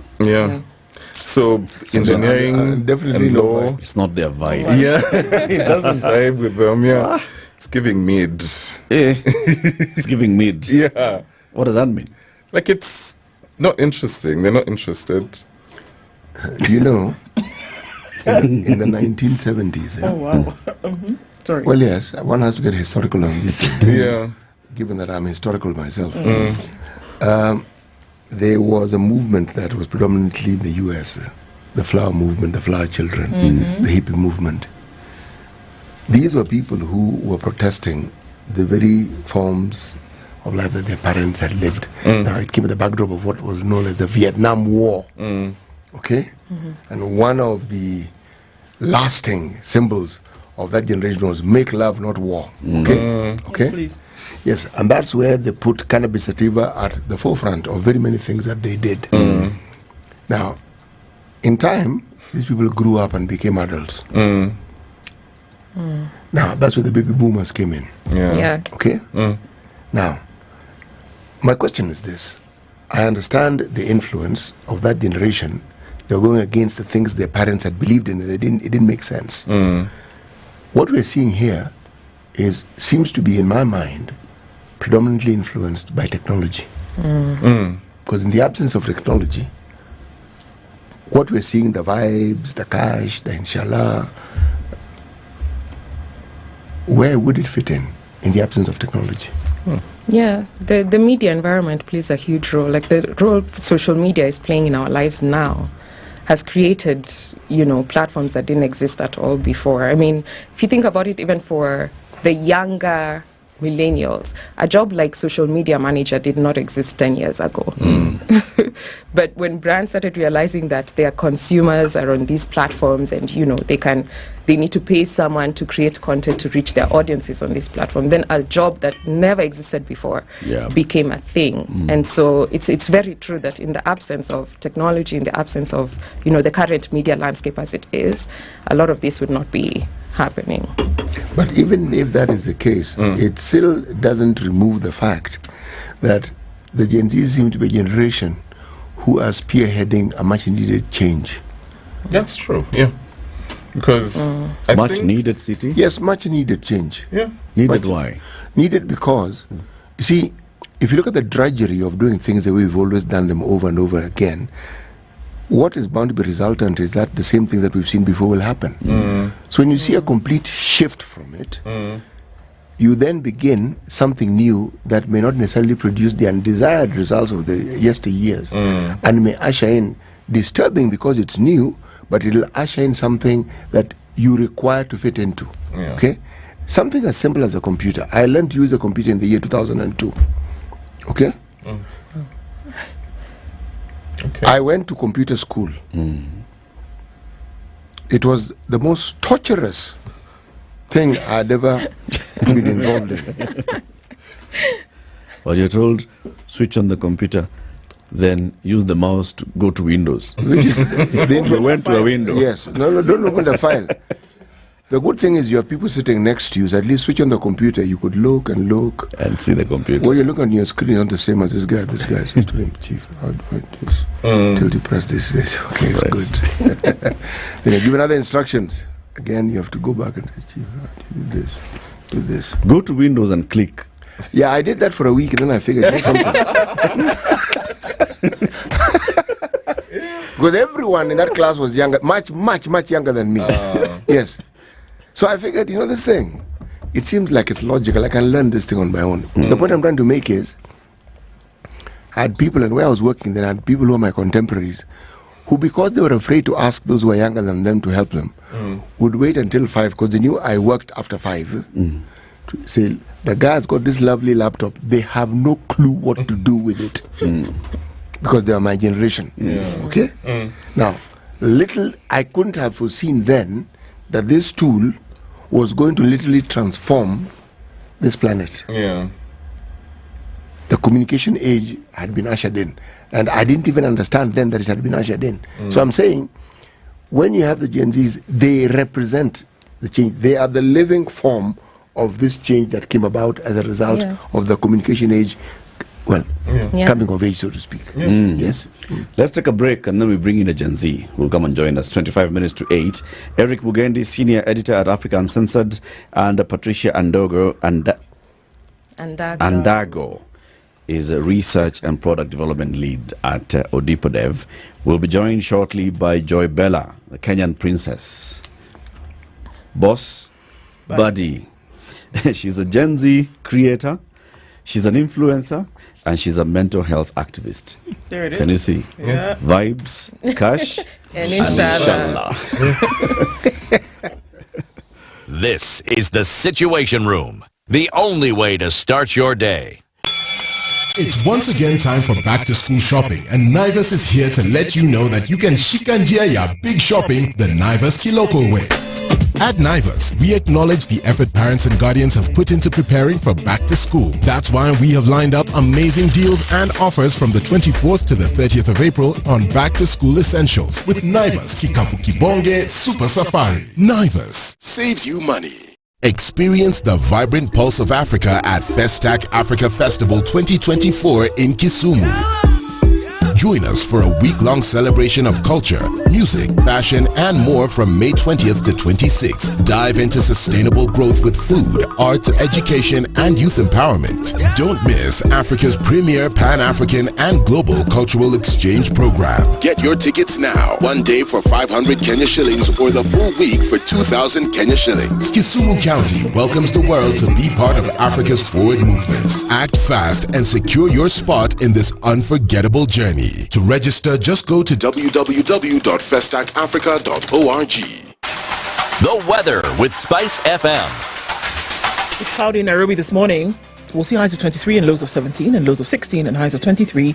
In a cloudy Nakuru, a bit of a drizzle in Nyeri, it's 18, highs of 24 and at 17. Eldoret is cloudy with highs of 21 and lows of 16. A quick look into Mombasa, where it's sunny for now, highs of 33, and we'll see highs of 32 in Malindi, where it's also sunny. It's 21 and cloudy in Kisumu with highs of 27, while in Kakamega 19, we'll see highs of 26. Kampala is cloudy at 19 with highs of 25, and Dar es Salaam is partly sunny at 26, going to highs of 31. It is 13 and mostly sunny in Johannesburg with highs of 25, while at 28. Mogadishu is sunny with highs of 33, and into a mostly cloudy Addis Ababa at 16, we'll see highs of 24 and lows of 14. It's 28 and cloudy in Lagos with highs of 33, while in a mostly clear Kinshasa, it's 25 degrees with highs of 34.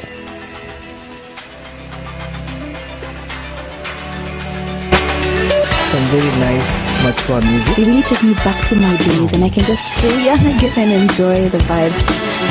Spice. I'm a big listener of SpiceFM. You played the best music. This is 94.4 Spice FM. Where are we? We are on Mombasa Road, where not much is going on. Going towards the city, there's some traffic right around the Nairobi City Stadium Junction heading towards Landis, and then on Landis Road going out towards Kamkunji at the roundabout, we have some traffic there. The Thika Superhighway, traffic going beyond Survey, not too bad. As you come in from Utali over the drift through towards the city centre, that's where we'll see the most of it. And Muthaiga Square also has some traffic as you get out into the city. Let's take a look. We're getting into traffic hour now proper. We'll talk on SpiceFM KE on X, hashtag the Situation Room. Mature, intelligent talk every morning. Spice up yourself.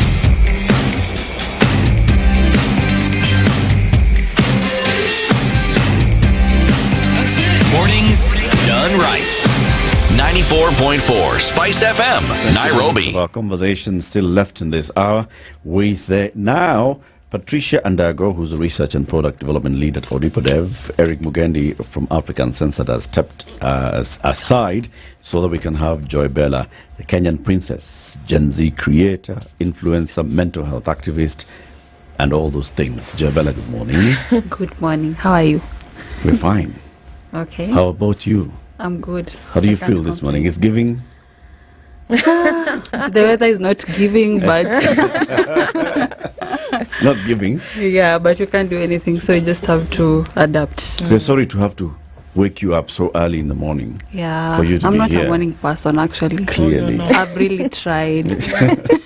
So what are you? You're a what person? I think I'm a night owl. That means I work better at night. Yeah. So how long at night do you work? For how long? I can okay, I usually sleep sometimes at 4 or 5, so I feel like my mind is more active at night. Yeah. It might be maybe lifestyle, I don't know, but No, don't worry. See, it is the same, but his is influenced by age. Or you could say the same thing about you. Age. Wait. The flip side of the coin. But you shouldn't think that it's unusual. There are communities of people who have similar traits, but they don't work on computers. They do a little trot around the neighborhood at night. They usually call night runners. And they talk to no one. Okay. I didn't mean that one. No, don't worry. It's okay. Let me just You stay up clarify. at night working or partying? Working. That total is actually working. It's all work. It's work, yes. Okay, so there was a question that was asked to the 1,300 people that you interviewed for this survey. What's your dream job? And then the related question, what are your top considerations when choosing a job? A majority of the respondents said their dream job is business, self-employment. The second highest was TikTok or influencer. And then we had the doctors. We had office job, engineer, lawyer, musician, comedian. Online writer was a big one. A farmer, surprisingly, is a big one. Watchman security, not featuring so well. Uber driver, boda rider, nothing, not much. And then the considerations, what are your main considerations when choosing a job? Top, money. Second, mental health. Third, vibes. Fourth, company reputation. Fifth, remote work. And then there were others. Do you agree with this kind of finding? Would you have answered the same way? Yeah, You'd have answered the same way. the same way. We were asking ourselves, and we were even asking Patricia this question. What's the difference between being self-employed or being a TikToker or an influencer? Let me just define this. Being an influencer is actually drawing online traffic to a product or maybe a service. And being self-employed, I feel like being an influencer, you are the brand, like I'm the brand. But now if I'm an entrepreneur, I'm a self-employed person, I have to look for capital, I have to maybe position a business. But as an influencer, it's only me. The only thing maybe I can invest in is good camera and microphones for quality sound. That's it. And research. Yeah. Biggest motivator is money, by far. And then the second one is mental health. You're a mental health activist. Yeah. Please explain why this is so big. I feel like due to the past trends and a lot of, let me just say this in a Gen Z way, the millennials, those older people. Wow. Sorry, the millennials and going above.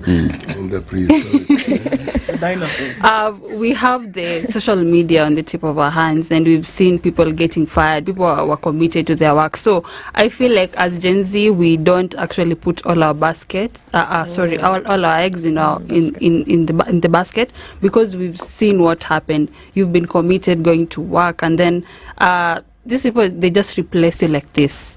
So as Gen Z, we are actually causing a revolution in the workplace, and if it's not possible, we choose to actually employ ourselves.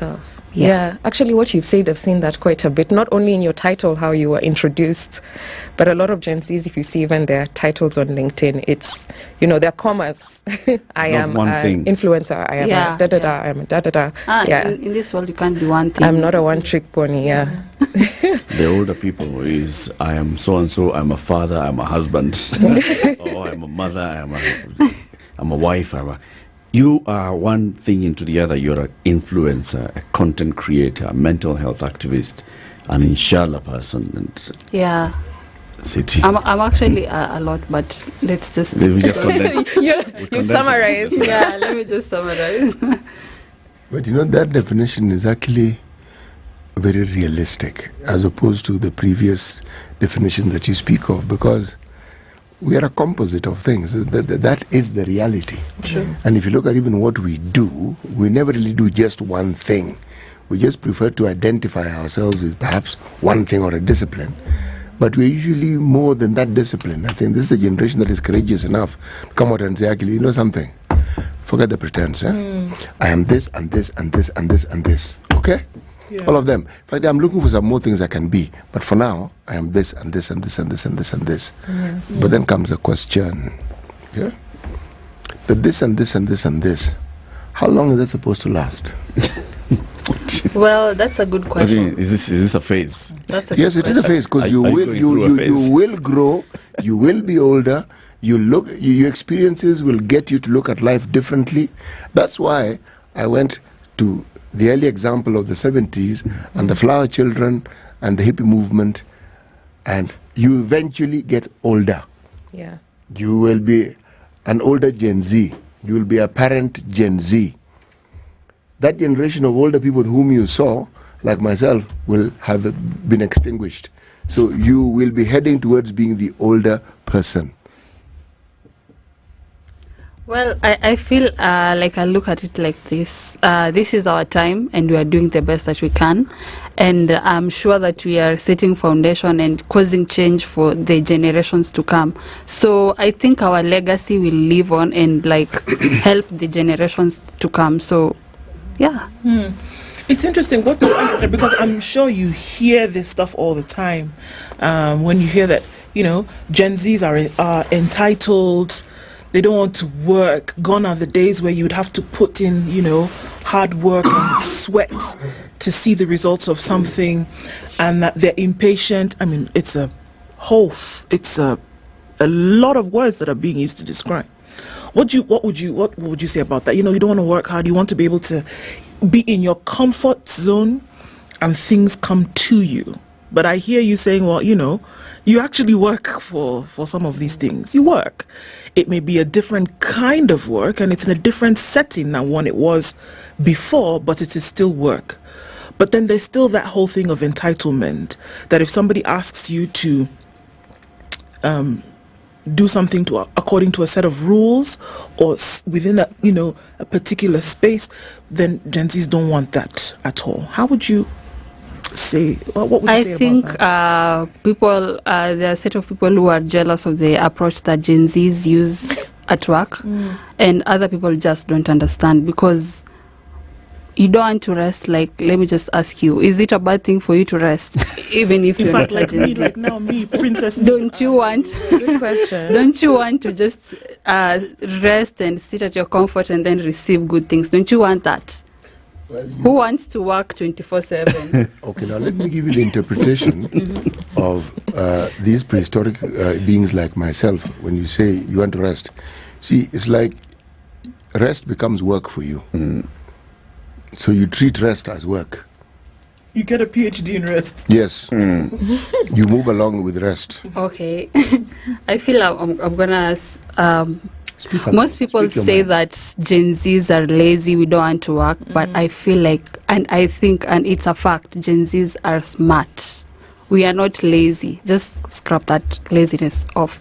Because we actually, most of us, kwanza those in content creation and these new fields of like online writing, they make a lot of money just by doing a little. And I think you guys now are frustrated because you don't understand how, because you've been conditioned to believe that for you to earn a lot of money you have to work, you have to sweat, and you have to please people. You have to kill lions and elephants. You do. So I feel like you are kind of jealous of the Gen Z's approach. That's why It's possible, Joabella, but that's why I asked the question, for how long? For how long what?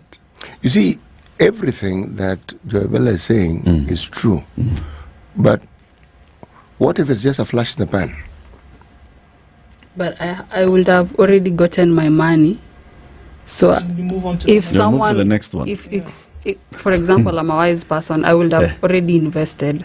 So compared to that doctor who you're striking, you don't have enough money.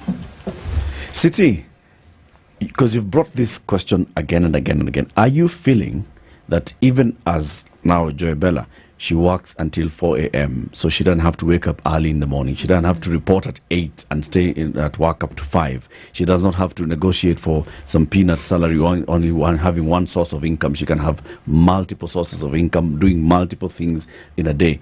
You feel that this is a fleeting thing? That eventually she'll end up to the system of an 8 to 5? No, I don't think so.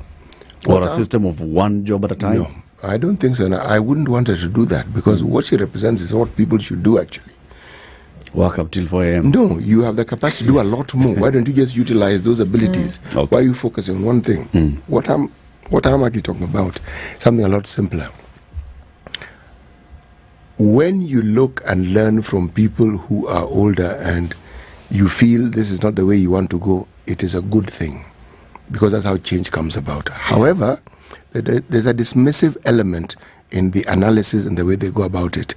It's like those who are older miss the point completely, and they forget the older people didn't have what you have. We didn't have computers. Everything that you're talking about, we came across when we were much older. Okay, so yes, it features as a part of our lives, but mostly it features if you have children in the lives of your children. So you do interact with it, but that was not what was the foundation of our lives. The younger, this generation, the Gen Zs, that is the foundation of their lives. Yeah. And indeed, that's what they must utilize to make lives for themselves. Yeah, I would actually be unhappy if they weren't doing what they're doing right now. Yeah. I'm simply saying it helps to learn from those who are older, because what you're seeing as new isn't actually new. Every generation comes up with something that they consider is brand swanking new. Or even disruptive. Yes, exactly. But all they're doing is doing what other generations have done in their time, just that it didn't look quite the same as that. Different context. But have other generations done that in their time, like given themselves the rest they need from work and, yes, kind of put their whole mental health first? Yes, they have. Yes, they have. Remember, if you talk about professions, once upon a time, the way in which you gained a foothold into any profession was through apprenticeship. You had to go to someone who had done the job, so you actually learned on the job as you move along. Now, generations then brought in the accumulated knowledge, wrote it into books, and brought in the element of studying so that you actually get the theory of it and later then practice. Other countries have this, but the apprenticeship system still exists. So you learn as you work and from someone who's done it before. Okay? Yeah. But if you look at the outcome of it, see, the outcome is what now tells you how useful this thing is. The countries that have developed it and have continued, and even when we invented words like TVET, it just explains what it is that some of these people have been doing. Now, you find a country like ours where a lot of our education, especially university education, is theoretical. Okay? Medicine that she mentions is one of those ones which is really not theoretical. If you studied journalism the way Eric did, it's not theoretical. You learn theory, but you really have to do this thing. Okay? Now, what am I saying? I am saying that every generation comes with their changes. They may not be the same as the Gen Zs, and for one simple reason. We are in the communication age. It is the most disruptive age that humanity has ever encountered, because everything is here at your fingertips. News anywhere and everywhere is readily available again at your fingertips. So change doesn't occur in your own little cocoon. It affects and it combines and it works with everybody else around the globe. Like the thinking of the Gen Zs now, it's not different from Gen Zs elsewhere. Why? It's the communication age. The influence is easy, it spreads quicker. In a time when the telephone was stuck on a wall and you had to turn a little knob and then talk to somebody who was in some place and really, I want to speak to so and so, then they connect you. We then moved on to the point where we have these little gadgets that walk around with. Yeah. I like to say there's a push and pull scenario. There's like, those push factors that are leading them, just the environment as it is, that sort of defines how a generation is going to think, what they're going to do, how things are going to play out for them. And then, of course, the pull factors, the appealing things that they'll run towards, what gives me money, what gives me fun, what gives me fame. And even beyond the name that we give the generation, whether it's Gen Z, Gen Alpha, it's, the name that they end up creating for themselves. You know what is the legacy they leave behind. Every new generation has thought they're ushering something new, and as they grow older, they just become their parents. You reset. Factory setting. They just become their parents. In all honesty, maybe in certain details not, but the way they go about Bella things. has given you that bombastic side eye. Bombastic side eye. Respond to this, Bella.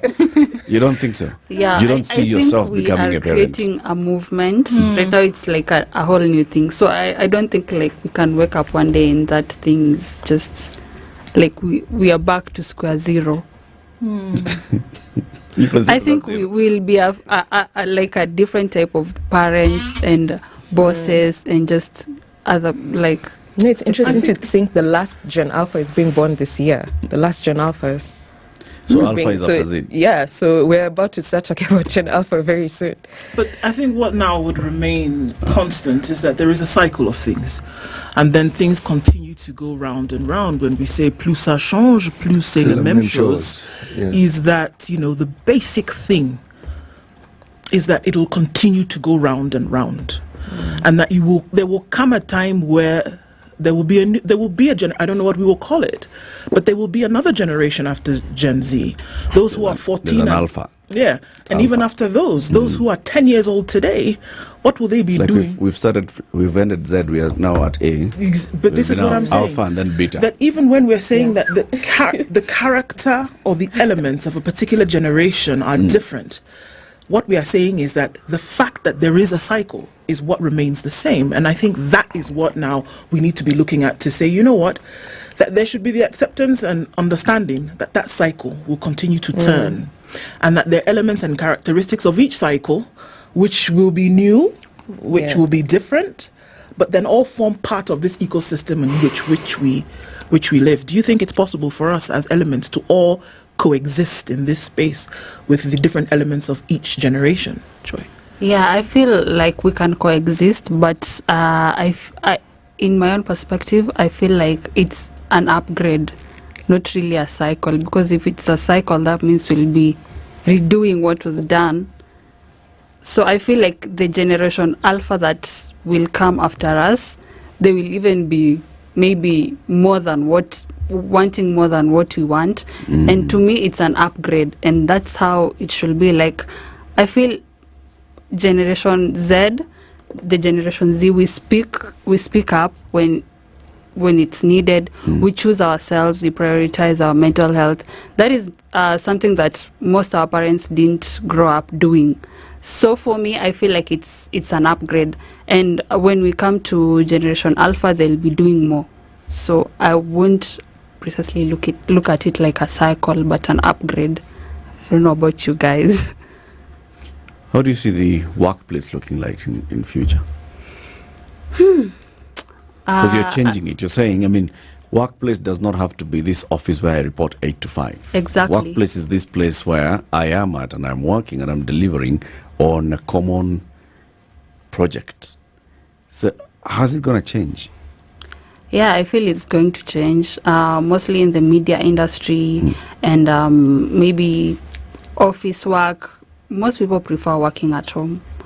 And by the generation of the AIs, I feel like journalism as a career or as a degree is going to be extinct. Like, you just need to have a camera and just record yourself, and then and tell AI to tell the story. Yeah, I think the quality of work is going to become a notch. It's going to go a notch higher, or maybe more than a notch higher, because of all the facilities, all the technology that Gen Z has available, and Gen Alpha will have more. I mean, if you can see what AI is doing now for people at work, by the time AI is developed and Gen Alphas are coming into the workforce, AI is going to be doing a good percentage of what people are doing now. So you'll have to come into the workplace and deliver something above and beyond what AI can deliver. So I do believe the quality of work generally is going to go up. Okay. Yeah.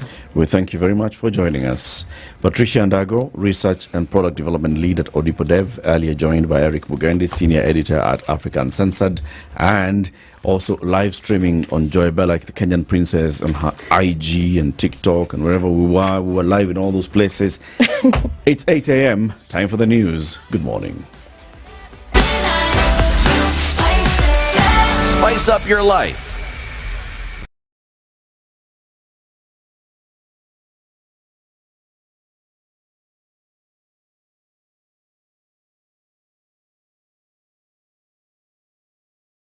The News Wire, Amla Ubaga. The High Court has directed the government and the striking doctors to sign a return to work formula to be adopted by court on Monday next week. The Employment and Labour Relations Court declined to order the Kenya Medical Practitioners, Pharmacists and Dentists Union to call off the ongoing strike before signing a return to work formula as requested by the government. Justice Baira Mongaya directed the two parties to set aside the issue of remuneration of intern doctors, saying the case is already before an Eldoret court. This event comes as Council of Governors Chairperson Anwar Guru blamed doctors for being on strike in the name of fighting for intern doctors' rights as the main issue. Who are unions supposed to serve? I think that is where we would start. Who are unions? According to the law and to the best of my understanding, unions are supposed to serve their members. The question then is, are interns who have not been recruited members of the union? And therefore, can unions go on strike in anticipation? Guru added that the intern doctors, who are the majority in county hospitals, apparently don't fall under the jurisdiction of county governments. The issue of interns, Chair, that is completely an issue of the national government. They will respond to it. County governments have really nothing to do with it. On the issue of postgraduate, if you hear that the issue is not resolved, we don't understand what they mean by an issue is not resolved. We've given the statistics that 890 doctors are in training currently, released by the counties. Meanwhile, the Kenyan National Union of Nurses wants the national and county governments to employ more nurses to World Health Organization nurse-patient ratio. NAN President Michael Wekesa lamented that since the start of the one-week commemoration of Nurses Week, they have little to smile about. Wekesa claimed some nurses are stressed due to work-related burnout, while others have developed physical health issues. The National Museums of Kenya has denied claims that floodwaters swept venomous snakes and crocodiles from their cages at the snake park and into the city streets. In a statement, the National Museums of Kenya said Kenyans needed not to panic as all the exhibits were secure. The authority issued the statement in response to an alert that circulated claiming that stray reptiles were prowling Kijabe Street, Kipande Road, Ojijo and the Gon Yamkana area. Forecasters say heavy rains that led to the death of 188 Kenyans will continue this weekend. The Met Department warned Kenyans to take caution as the predicted rains could bring more flooding to already soaked parts of the country. The updates from the Ministry of Interior said 9 fatalities had been reported in the last 24 hours. So far, 90 people are registered as missing, while 125 people have been reported injured. The number of displaced households is 33,100, affecting approximately 165,500 people. Interior Cabinet Secretary Kithure Kindiki said 1,967 schools have also been affected by the floods. Now, how regularly do you check on your child after they return to school? Maybe this story might make you do it more oftenly. Detectives in Garissa have been granted 14 days to detain a suspected pedophile accused of molesting 6 children aged between 5 to 9 years. Police apprehended the suspect by the name Aiden Ali, who's a teacher, after reports indicated that he was the prime suspect in a sexual harassment, assault and defilement case involving children in his class. Detectives will use the days to record statements by parents of the children who claim to be victims of defilement. Human rights activists in Garissa pointed out that cases of defilement are rampant, calling on parents to look out for their children in schools. And in the international scene, Nigeria's military has ordered 2 officers to face court-martial proceedings over a drone strike that killed at least 85 civilians more than 4 months after President Bola Tinubu ordered an investigation. The December 3rd airstrike was one of the deadliest to hit civilians as the Nigerian military increasingly relies on aerial assaults in fighting Islamic militants in the northeast and armed kidnapping gangs in the northwest. Defense Headquarters spokesperson Major General Edward Buba said the findings of an investigation of the strike in a village in northern Kaduna State showed that it should have never happened. That's the Newswire. I'm Leah Ubag.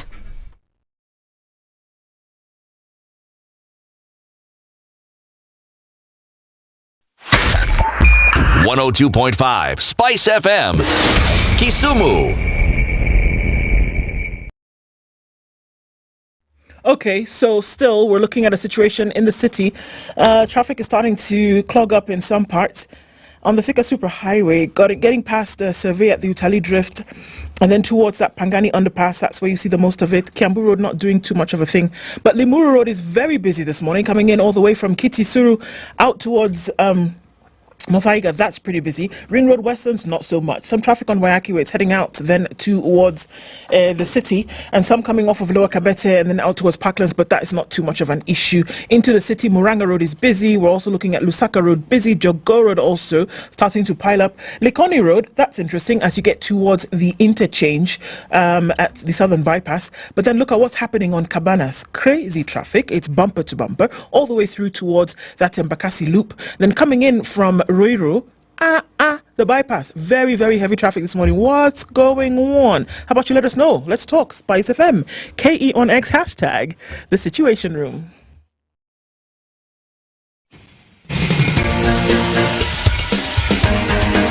This is the Situation Room, the home of hard-hitting political commentary and penetrating insights about the state of the nation. This is a talk radio experience like no other. The Situation Room, a place for hard truths, debates, and elevated conversations. The Situation Room, witty, political, engaging, deep, controversial. In the room, we have C.T. Muga, researcher, academic, seasoned political observer, a fountain of wisdom in these politically uncertain times. Ndu Okoh, Nigerian by birth, Kenyan by choice, communications expert, Pan-Africanist, a truth seeker and believer in people power, and Eric Latiff, agent provocateur, the man in the chair, seasoned journalist, news hound, a man who believes in punching up, not down.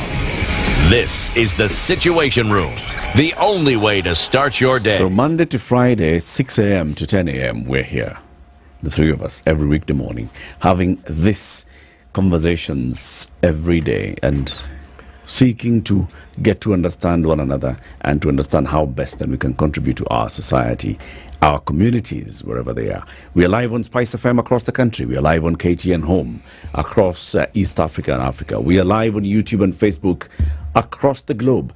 Those who are tuning in to SpiceFM this morning, we say, Asante sana na karibu. Those who are on KTN Home, we say, Asante sana na karibu. And those who are catching us on YouTube live or Facebook live, we also say, Asante sana na karibu. There are those who are watching this conversation days, hours, days, weeks or months later. So they're not catching it live, they're catching it much later. To you also we say, Asante sana na karibu. Showmax is telling you, Shika Showmax. Shika Showmax, and upgrade your viewing experience with fantastic product in HD. HD meaning? High definition. Well done. Your favorite series, those ones for snakes and trees and buildings like City Likes. And people living there. Otherwise known as documentary series, or where there's action, guns, shooting, people falling from buildings, coming down with ropes down the side of a building. Your favorite movies also on Showmax. And then when you watch Arsenal when you watch Arsenal play, Lifting the EPL. okay, when you watch Arsenal on the pitch, also those can be seen in live format. You can also then come back later and look at fan content and great analysis and all these wonderful things. All of this on the upgraded streaming platform for Africa that is Showmax. Get onto showmax.com, find out the bundle that works for you, pay as little as 300 shillings a month. Yes. And you can watch on the go. Another fantastic thing which I really like, you can download when you have data or Wi-Fi, and then you can watch it later. It's really great. Come back and watch it later. www.showmax.com, or download the Showmax app on your Play Store or App Store, and then get into the business. Shika Showmax. Kabisa. Like we said, a new series coming up onto Showmax is The Cabinet. The Cabinet. The President will be addressing the nation today at about 1 p.m. When you said 11, State House told me, where boss, it's 1. It's 1 p.m. So it's 1. So it's at 1 p.m. that the President will be addressing the nation today. What we are seeing across the country is some serious devastation. The effects of the ongoing rainfall hitting across the country. We are seeing rivers swelling, bursting banks, flooding into people's homes. We are seeing landslides across the country in the central parts of Kenya, Mount Kenya region. We've also seen landslides in the North Rift, landslides in Narok. It's just devastation. When it comes to the Lake Basin, we are seeing Lake Victoria deciding to start coming uphill. Huh? So there's a backflow of Lake Victoria. Some videos that were shared with me by a friend, and these were from Sindo Township of Suba South constituency, Homa Bay County, where over the weekend there was serious water. And they say it affected families, it caused deaths. We have invited the area member of parliament. Karoli Omondi is the MP for Suba South constituency. Good morning, Mheshimiwa. Good morning, Siri. Welcome to Kenya's biggest conversation. This is the Situation Room. That's the hot seat of the Situation Room. How does it feel? So far it is cold, but I believe it will warm up. I'm happy to be here. Thanks for having me. Yeah, in our classic hospitality, we welcome you with the day's proverb. You listen to CT, he will give you the day's proverb. Every week he goes to one African country, he researches and comes up with proverbs, one a day from that country. This week we've been in the Republic of Algeria. Mm-hmm. The one whose belly isn't full of straw isn't afraid of fire. The one whose belly isn't full of straw isn't afraid of fire. Karoli, what's your interpretation of this proverb? Oh my God, what an ambush. From the land of Frantz Fanon, Yes. Algeria. The one whose belly is not full of straw isn't afraid of fire. Isn't afraid of fire. I'm glad you mentioned the wretched of the earth. The wretched of the earth. Frantz Fanon. Frantz Fanon. Yes. Belly, does it have anything to do with contentment or satisfaction? You tell us. What's your interpretation? We want your interpretation. I would imagine your ambition is dictated by your anger for success or something, or levels of satisfaction. Is it an Arabic saying? Well, this is an Algerian proverb. The truth of the matter is that your interpretation is always correct. It can't be wrong, because that's how you respond to the proverb. Yes. Thank you. Yes. Thank you. So every time we ask for an opinion, we learn something new about the interpretation. I may have my own. When you introduce yours, I say, that's a new way of I hadn't looked at it that way. This is good. Say it again. Your own success is determined by the hunger. Yes, how much you want something. How much you want something. Yeah. And how much you need it will determine whether you fear the fire or you You're gonna keep you going. plunge into it. Okay. Yes. So Suba South is in Homa Bay. Yes. And we have, heard it said many times before that the largest portion of Lake Victoria, Kenya's Lake Victoria, is in Homa Bay. And now we are hearing about, rivers that are feeding into the lake, swelling, and then the lake itself having backflow. How are you affected as Suba South constituency? Thank you very much. Let me begin by saying a few days ago, we had a very bad experience in Suba South. The villagers described something that, when they talk to you, you'd imagine was a cyclone. They say there was a whirlwind that came from the lake and then went up to the hills and poured rain there at around 1 during the day. And it then created mudslides and a lot of water flow going downstream about 5 to 6 kilometers into Sindo town. It did not rain in Sindo town, actually. Allah? It did not rain in Sindo town on that day. So this thing, they describe it as a cyclone. There's a Luo terminology for it. It just poured there. I went there the next day to see, and you see the mountain opening up, and I suspect even some ground rivers also opening up, and it pushed down a lot of boulders, very heavy rocks, destroying several houses, killing people along the way. There's a place called Gotkombuto, where one Mzee Orude lost his wife Alice. Then a little lower in Nyabomo, there's a Mzee there called Silvanus, who lost his 3 children. And he was very badly injured. We were able to take him to hospital in Kisii. His wife is so traumatized, banter. She's actually said she can't live there anymore. Then it went down to Sindo town, where 26 were injured and admitted to hospital. Total of 51 homes were destroyed completely. That is, you can't trace the homes, the homesteads. But in terms of households, over 944 were destroyed. So it's very strange. It did not rain in Sindo town. The water just came 6-7 kilometers from uphill and swept everything, took crops, livestock, business wares, and just destroyed even a school there, and swept a lot of people. And these are raging waters, so we can't necessarily say that these homesteads were built along the path of the water, can we? Actually, these ones were not built along, the ones uphill were not built along the path of water, but there's a problem there. We've had a problem of deforestation, very severe. You see, Gwasi Hills is a water tower recognized by the Republic of Kenya as such, and it has a leeward side and a windward side. And there's a side which has always had rain over the years. And for a very long time, people never settled up there. But the last 25 years, due to bad politics and general laxity of administration, people have gone, cut trees, destroyed the vegetation. And the Suba people believed their God lived up there, so they would never go there.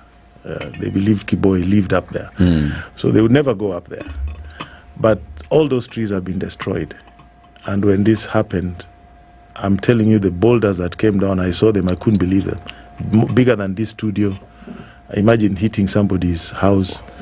And it is quite a wreck. And it formed its own path all the way. Now, about the lake, it is true that Suba South has the largest stretch of Lake Victoria in the Republic of Kenya.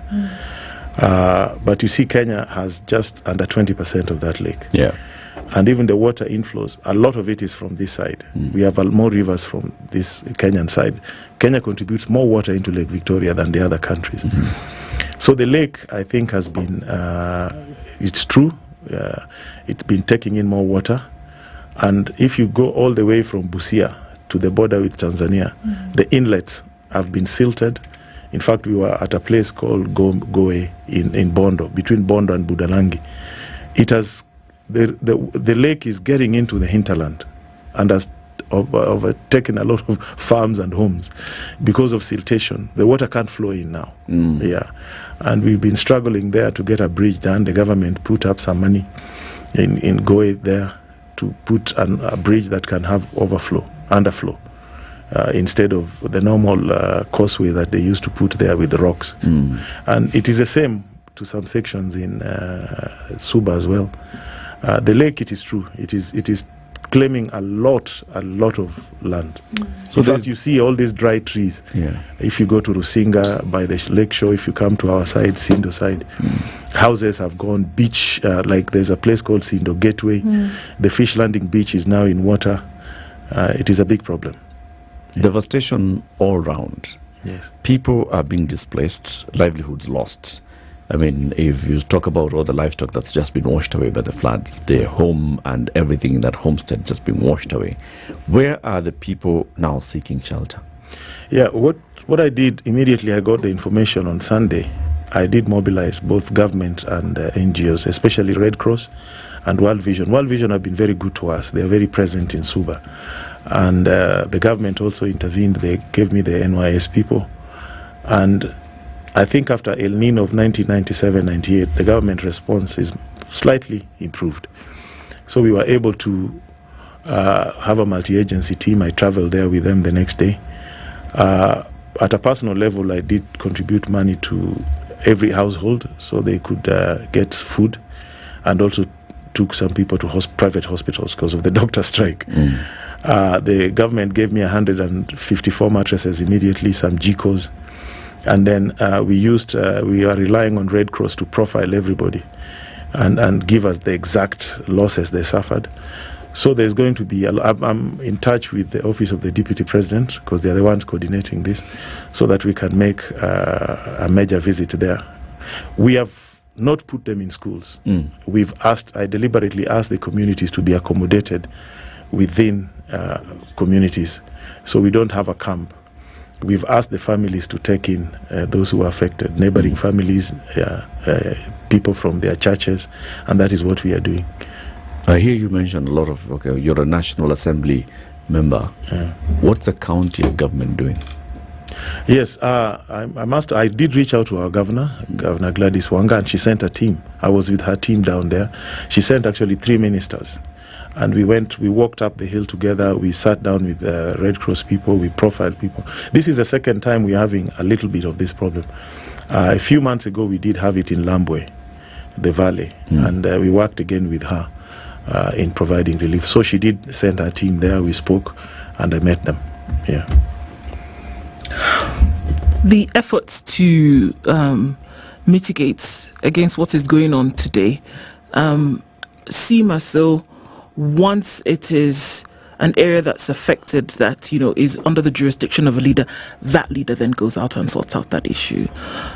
In terms of coordination of effort, to know where there is an issue, where there are problems, and then to forestall further destruction, or to then say, those who've been affected, let's see how we can care for them. The coordination of it all seems to be quite sporadic around the country, if there is any at all. And I think that is now a major pain point for a lot of people, because here we are talking about Homa Bay, but this same issue is replete across the country.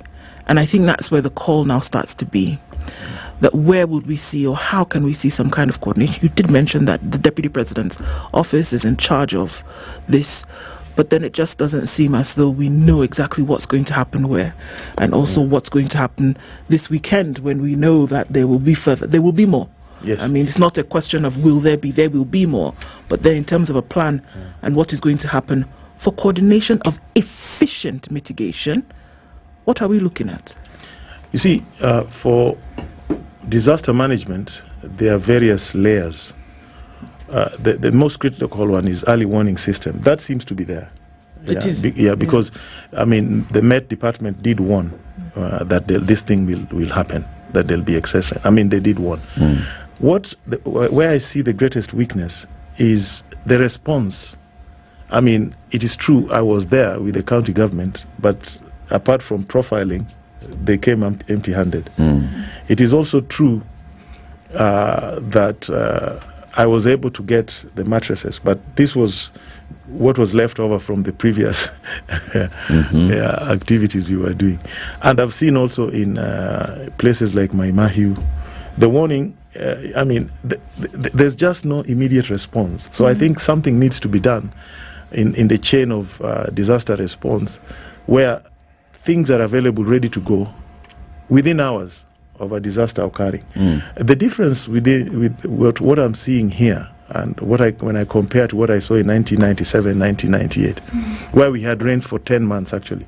The El Nino of 97 started around May up to February of 98. You see, that was proper natural disaster. Yeah, this one, there are a lot of elements of man-made disaster. Right. Yeah, a lot of elements. The rains are there. Yeah, but if you see the effects of them, I mean, like what we had in Suba is environmental degradation. Yeah, what you have in Maimahiu are people settling in the wrong places. In Nairobi, it's the same. I mean, when I was driving here, if you see the Nairobi National Park, it has rained there as much as it has rained in Kitengela. Yeah. But there are no floods in the park because the natural environment has remained. In Kitengela and the areas all around that park, up to Kapiti Plains, where due to construction, they've blocked the natural pathways of water, there are floods. Yeah. So those are man-made. Yeah. And to your point, I think the response is, in terms of delivering the relief required, is weak.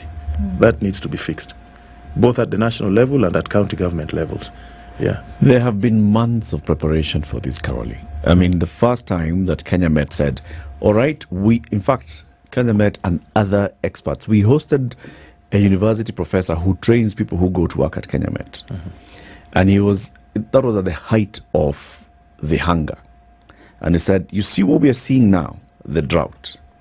Expect heavy rainfall to follow October 2023. And the heavy rainfall will come, obviously, because now there's nothing on the vegetation. The soil will be washed away. Expect flooding. This is the natural cycle of things. When you see this, expect the next thing will be this. Of course, this information was taken to all arms of government. There have been months of preparation for this. So we are where we are. Preparation could be say they could argue they did, but we're where we are. The response right now, how should it look like at national level? Because this is national. And then how should it look like at county level, at ward level? In your own you see, estimation. Actually, at all levels, there's emergency money. Even with the NGCDF that or MP's oversight. In my case, there's a percentage, 2%, which is for emergency. And I've already mobilized. There are schools that lost toilets. Whatever is infrastructural damage in those schools, the team is already out there. They've already given emergency contracts, like a school called Msare. I mean, when they open, there'll be no toilets. So already we have asked them to immediately make sure they have 8 door toilets there, 4 for either gender. At the county level, there's also 2% of their annual budget for emergencies. Same at the national level.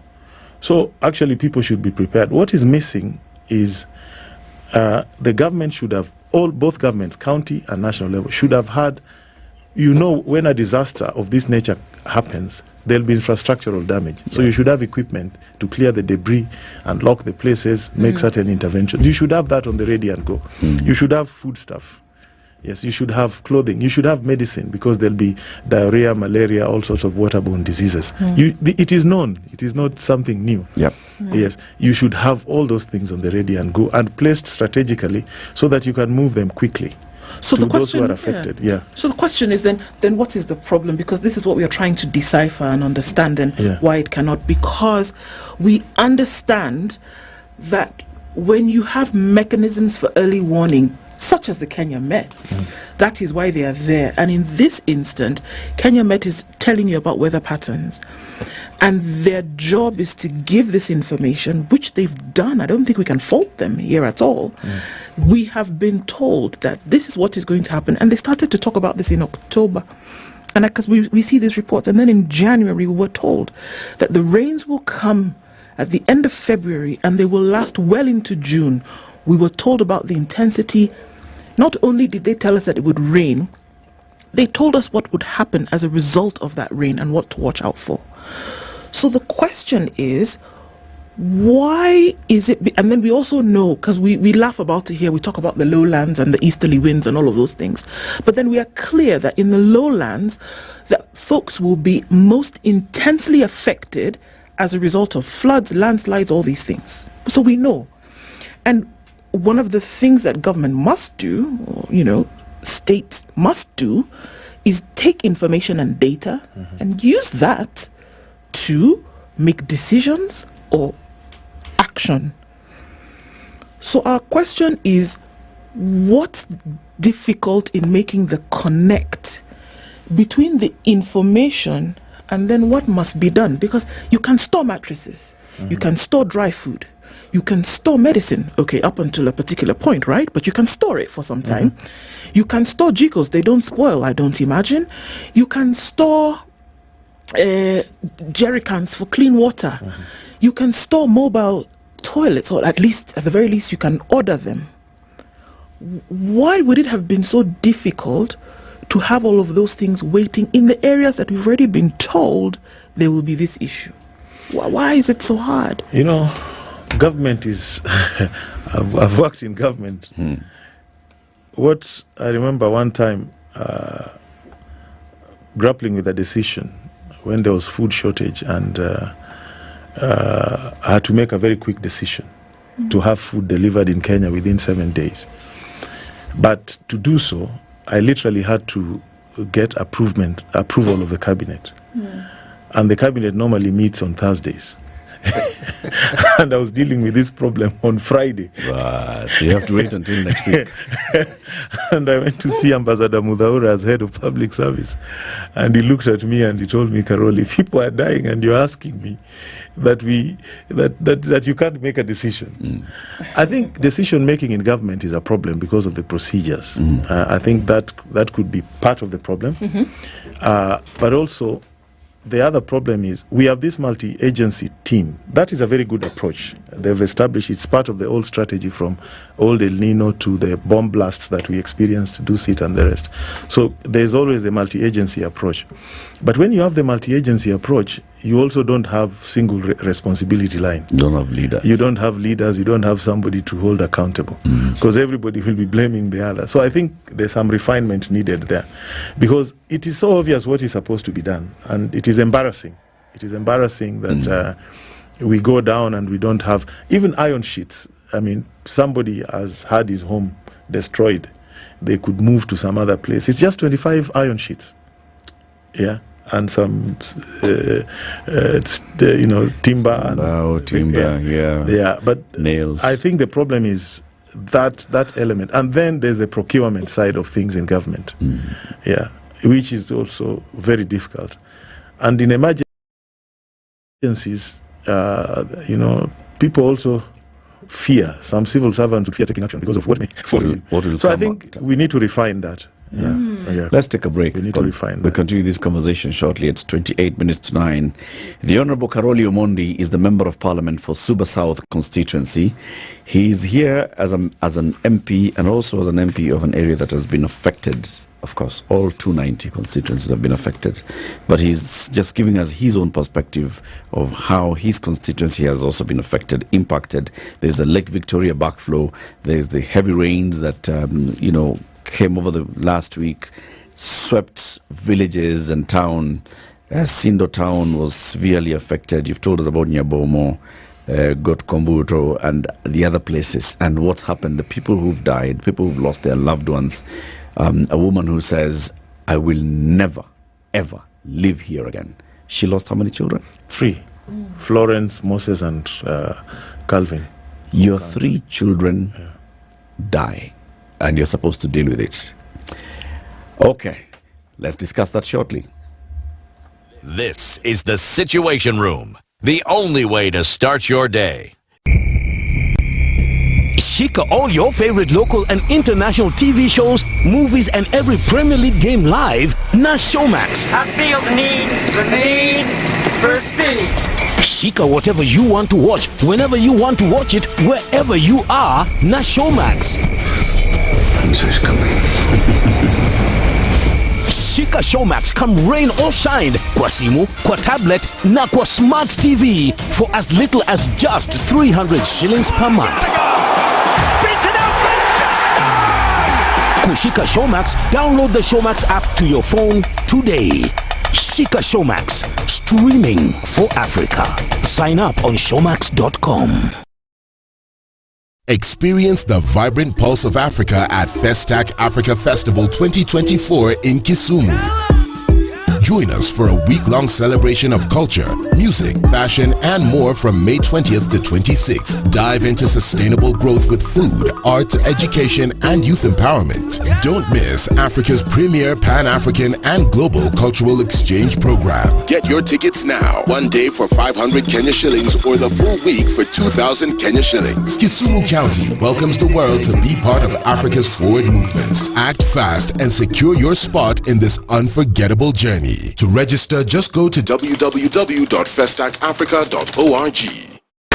The new back-to-school term is upon us, which means once again it's time for back-to-school shopping. Don't worry, Naivas has got your back.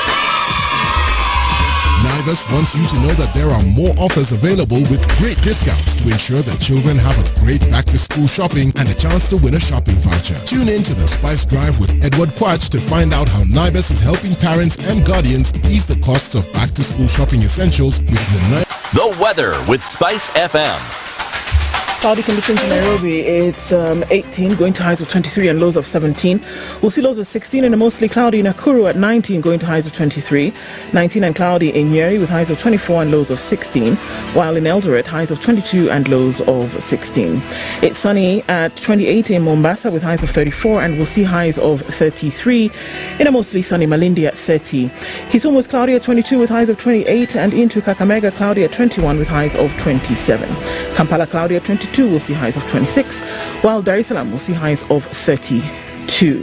Mogadishu is sunny at 30 with highs of 33, and into Johannesburg it's 15 and sunny, 18 and sunny in Addis Ababa, while Lagos is cloudy at 27. In Kinshasa it's 24 with highs of 34.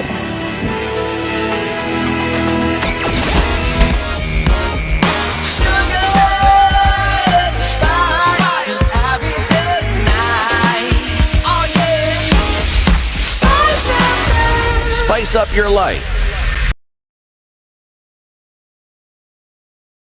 That traffic that is inbound from the Eastern Bypass still quite heavy as you go out towards Embakasi and then through towards North Airport Road and then out towards Cabanas. Inbound towards the junction of Outer Ring, also very busy this morning. Kangundo Road traffic as you approach Outer Ring. And then also looking at it rising again on Kiambu Road. So Kiambu Road, some traffic going towards Muthaiga Square.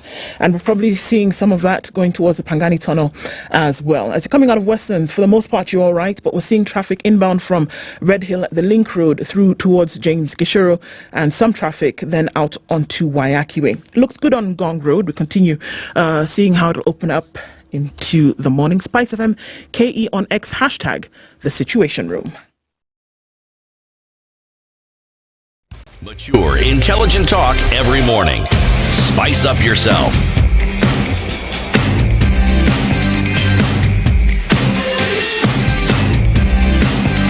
Mornings done right.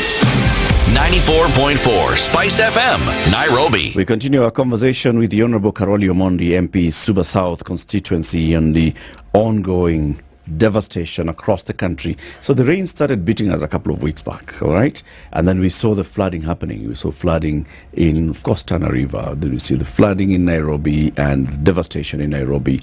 And then the leadership starts talking.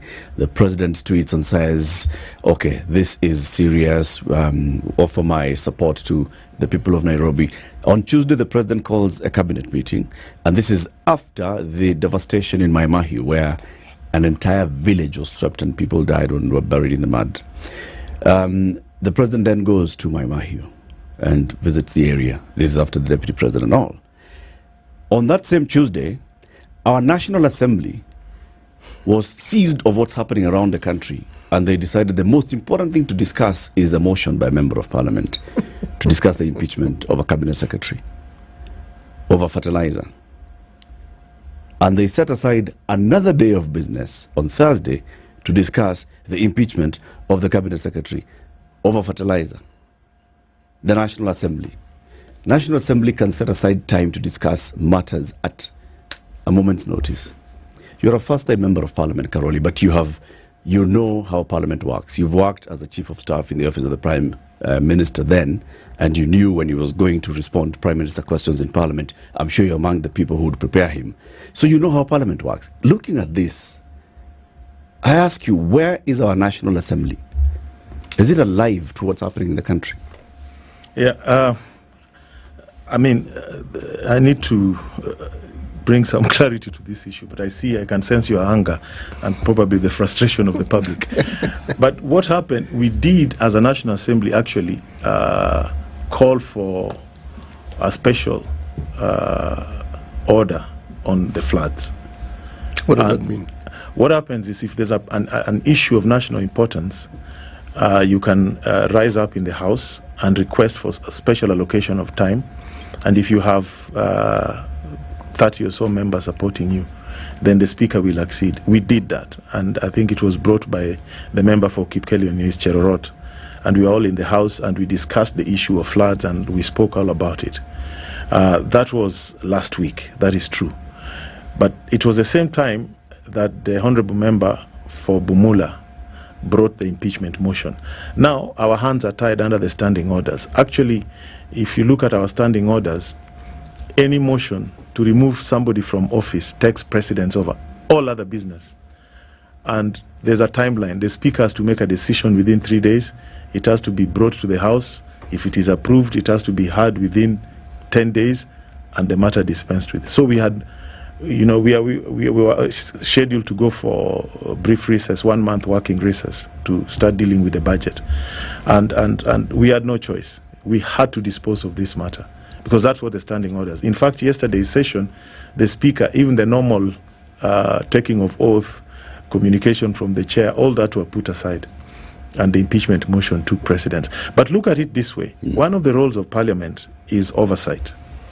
And even on this issue of floods, I think Parliament has to be alive to that fact. We need to call people to account why the response has been the way it has been. I think that is part of our role. Yeah.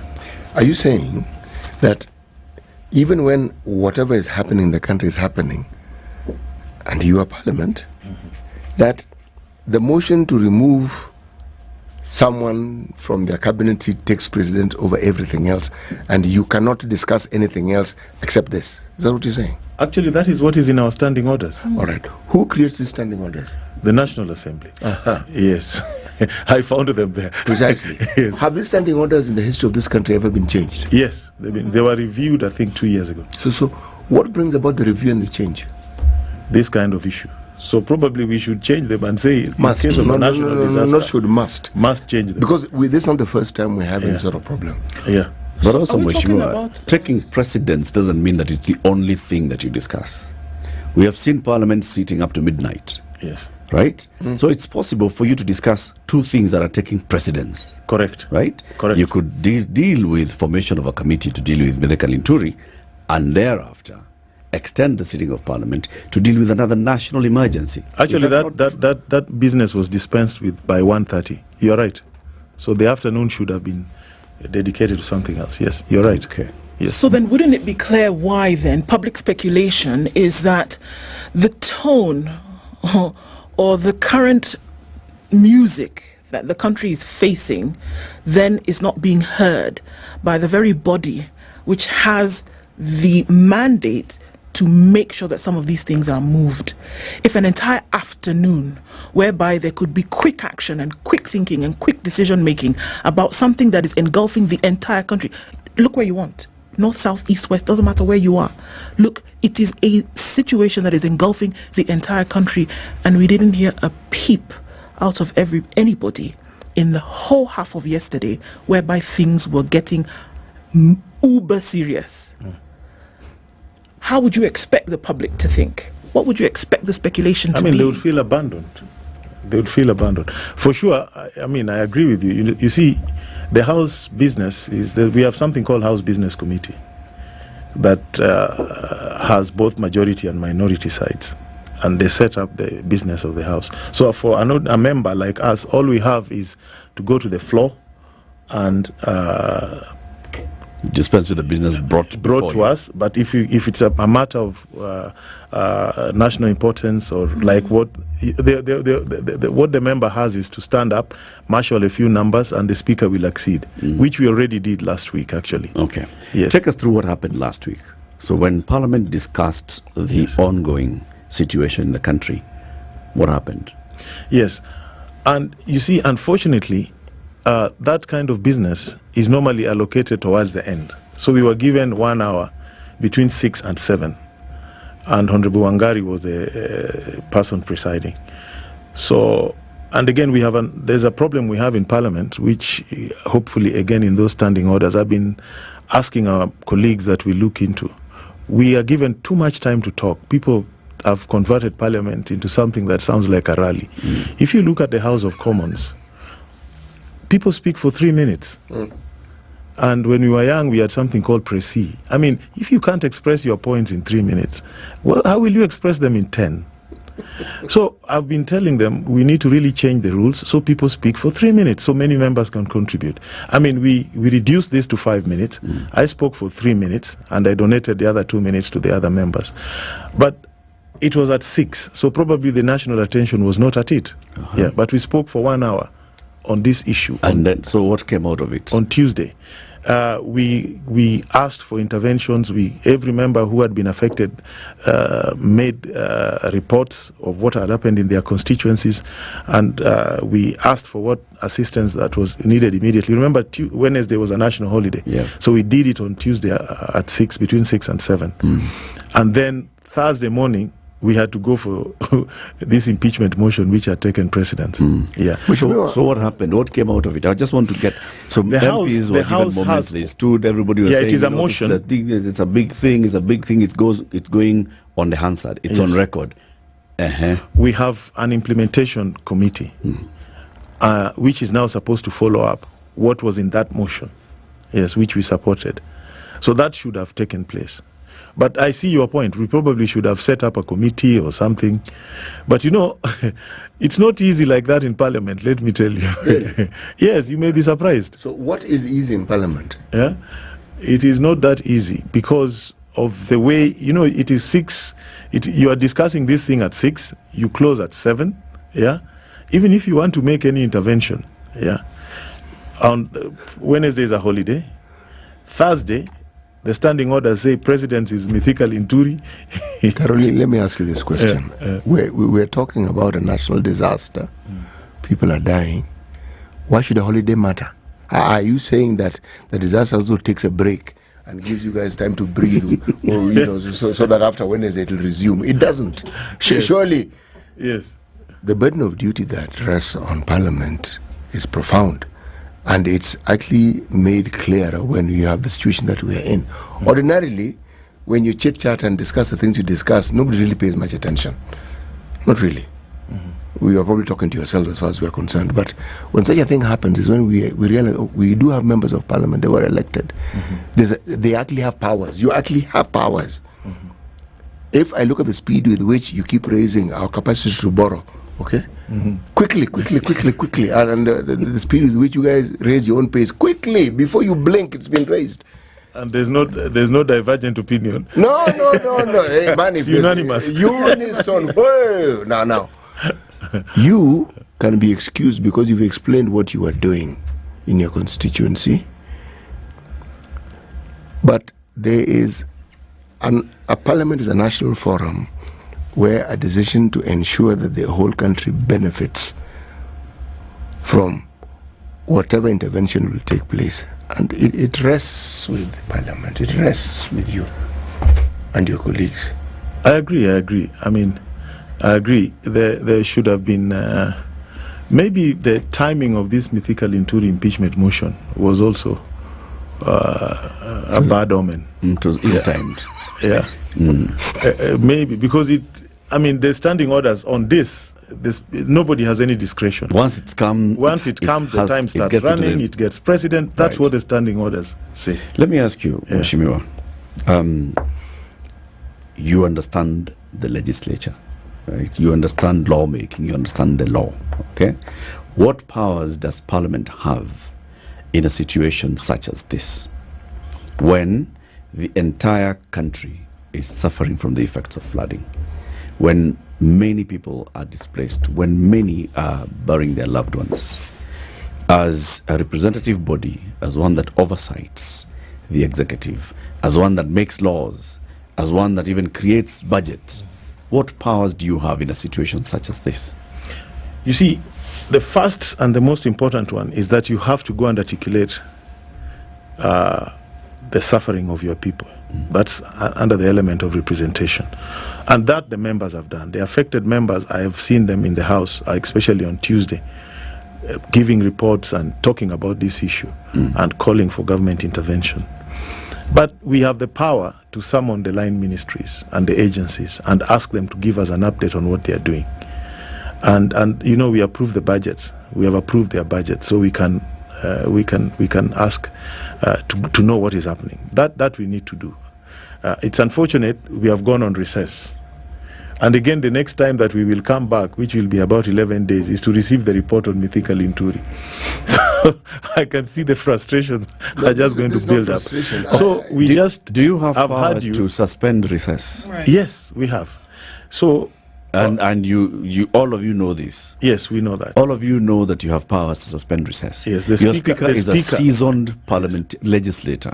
Seasoned. Yes. Seasoned. He's been in parliament he's a lawyer. many years. Yes. He knows the powers. Yes. As are you. Yes. He comes from a constituency. Yes. As are all of you. Yes. But you've gone on recess. We went on recess. So I've heard you. I don't think it's frustration more than absolute shock and horror. And this is it. I think we passed frustration maybe a week ago. I think really it is shock and horror that Kenyans, it's not another country, it's Kenyans over which a body legislates, represents, and oversights are dying. I mean, you've seen it firsthand. Others have seen it firsthand, are dying. It's not make-believe, it's not a story, it's actually happening, and are being displaced, and that houses have been washed away. This is an emergency that is unfolding before our very eyes every single day, and that there's a body that has the power to actually activate something that then can be done. It's not frustration, Weshimiwa, it's shock and horror that can be happening in the light of the current situation. And I was actually hoping that you were going to say that members of parliament do not know that they can actually suspend it. I was hoping you would say they don't know. No, but that they know that they can suspend it, that they know that there can be, what's the word they use? Extraordinary circumstances that they can then activate, but they choose, because it's a choice, they choose not to. And let's play some games and have some dog and pony show about whether a CS will be impeached or not, and we sacrifice the lives of Kenyans every day on the altar of some kind of political expediency. It's shock and horror. It's not frustration. No, we left there a long time ago. I won't say that it's deliberate or it is. I mean, I think it's just that maybe people just assumed government is going to intervene. Let us go to our constituencies, deal with the specific issues. You know, sometimes you think of your constituency. Yeah. You then lose focus on the entire Republic of Kenya. But I'm aware a lot of members are engaging the government, how to get interventions, how to get round, how to go to the... that is happening. But I've heard you. And trust you me, I will share this with many people, including the speaker, who is my neighbor. I will love to speak with him, because he's the only one, and the president probably, who can ask for special seating of parliament. Yeah. Okay. And we will ask. Yeah. The president is going to be addressing the nation at 1 p.m. today. Yes. Okay. As somebody who has seen what's happening in the country, in your own constituency, you went and met with your own people. You saw this man who had been swept away by floods. He was rescued many kilometers from his home. He's brought back. His 3 children have died. His wife is sitting there just looking and wondering what on earth happened. This and many others. You've seen the ones that you are trying to mobilize support for. Okay? What do you think the president should tell these people at 1 p.m. today?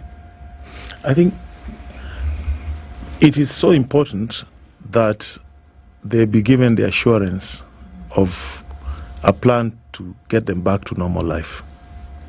I mean, the government must have concrete interventions, how to first deal with their present situation, but also how to give them a return to normalcy. You see, most of the people who get affected by these disasters are those with very tenuous life systems. They're normally the poor, the vulnerable.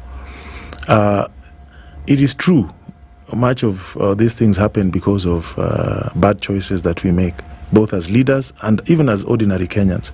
I mean, in Nairobi, we are building structures without the underlying infrastructure.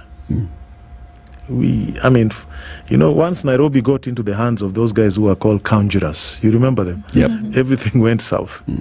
That is a failure of leadership. But the people also, some out of lack of other choices, live by the river. You know, Nairobi is a swamp. Nairobi, the city is a swamp, the city itself. Yeah, that is well known. It's been known. But we have all these problems. So I would hope the president will make a statement on what is being done now, specific interventions.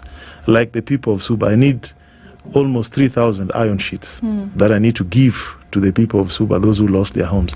I need heavy lifting equipment to go and clear the debris. I need reforestation program. Yeah. We already started last year. At least Kenya Forest Service put a camp there. But not much has happened since. So we need very specific interventions, and across the country, because there's also complaint that some areas have not received the necessary attention. That they've suffered the same problem. So that's what I would hope would come from the president and his team. Are the people of Suba South ready to reopen schools on Monday? Yes, I think they are.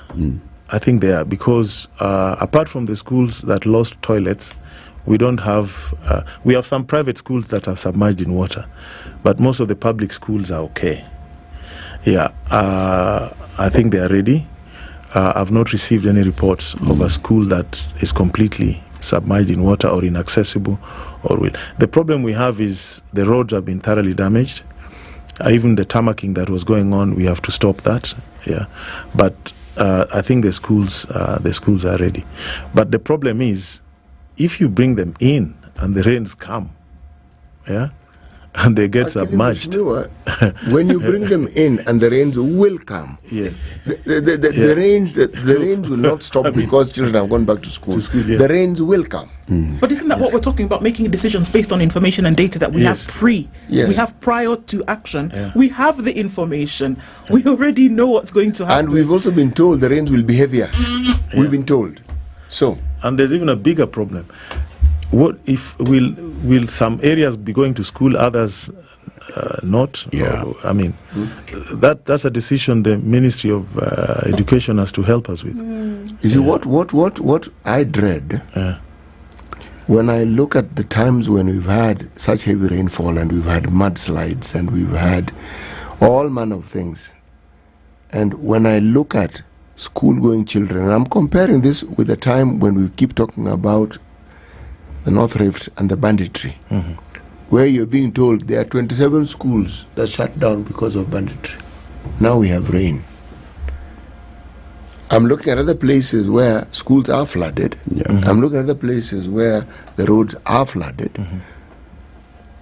Now, children in school with all this, see, that to me is a disaster in the making.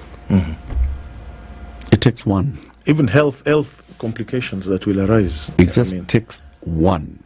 One school being affected by this. One. And the entire picture changes completely. Yes. Is it worth it? Not really. In my mind, it is not worth it. Karoli, speak to the people of Suba South. You see, when I was there, one of the most challenging things was how to compensate people who had lost chickens, goats, and some cows. That was very challenging.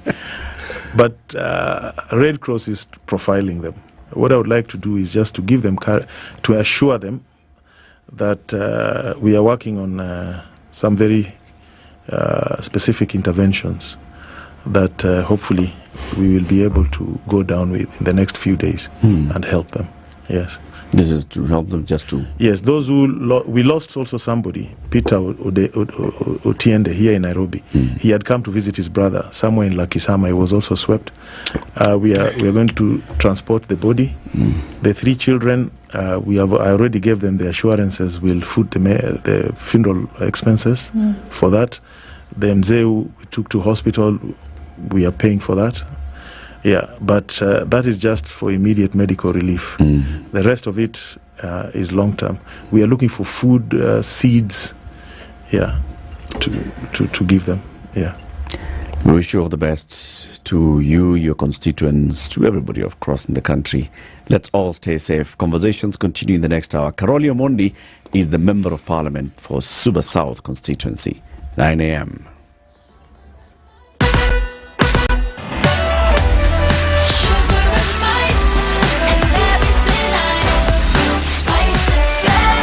Spice up your life.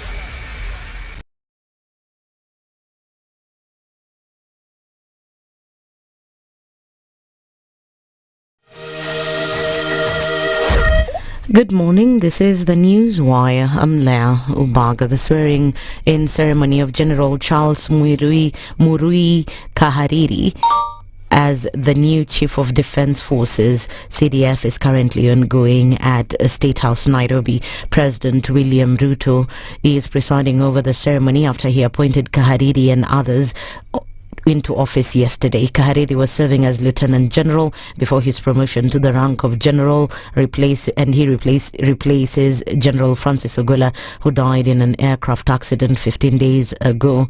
And John Omenda takes over as the new Vice Chief of Defence Forces, whereas Major General Fatuma Gaiti Ahmed has been appointed as the first ever woman to be a service commander and head of Kenya Air Force.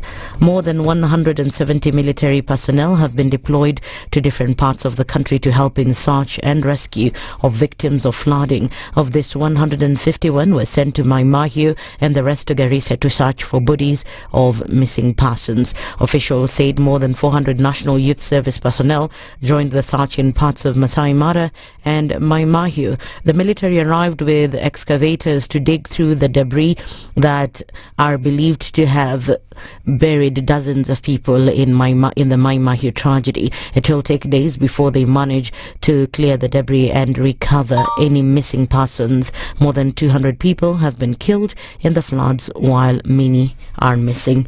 And President William Ruto will address the nation today at 1 p.m. State House spokesman Hussein Mohammed made the announcement on Twitter but did not give any details about the address. The head of state is, however, highly expected to speak about the ongoing heavy rains that have killed at least 188 people since March and displaced hundreds of thousands. The address will come just a day after Ruto chaired a second cabinet meeting to deliberate on extra measures to mitigate the devastating effects of floods, mudslides and landslides across the country. The 7 comes as the Met Department has urged Kenyans to stay safe as more rains that will lead to flooding are expected over the weekend. UDA party will tomorrow repeat elections in 538 polling centres in 4 out of 5 counties where it conducted grassroots polls last Friday. The party's National Election Board Chairman Anthony Maura said the polls will be repeated in Nairobi, Narok, Busia and West Pokot. He said the polls in the select centres either failed to take place or were disrupted during the first elections. Maura cited floods in some of the counties, late arrival of the polls gadgets and theft or vandalism of the gadgets. The High Court has directed the government and the striking doctors to sign a return to work formula to be adopted by the court on Monday next week. The Employment and Labour Relations Court declined to order the Kenya Medical Practitioners, Pharmacists and Dentists Union to call off the ongoing strike before signing a return to work formula as requested by the government. Justice Byram Mongai directed the two parties to set aside the issue of remuneration of intern doctors, saying the case is already before an Eldoret court. And junior secondary school teachers from Murang'a County have vowed not to resume their duties once schools reopen next week. The teachers have accused the government of shortchanging them and giving empty promises. They said the Kenya National Union of Teachers and Kenya Union of Post-Primary Teachers have not backed them up in the fight for better employment terms. The 7 Kamsas JSS teachers across the country have been holding demos demanding that the Teachers Service Commission issue them with a permanent contract. And finally, on the international scene, rebuilding Gaza's shattered homes will take at least until 2040, but could drag on for many decades, according to a UN report. Nearly 7 months of Israeli bombardment have cost billions of dollars in damage, leaving many of the crowded strips, high-rise concrete buildings reduced to heaps. Palestinian data opens a new tab showing that about 80,000 homes have been destroyed in a conflict triggered by Hamas fighters' deadly attacks on southern Israel on October 7th. Israeli strikes have killed tens of thousands of Palestinians. That's the News Wire. I'm Leah Ubaga.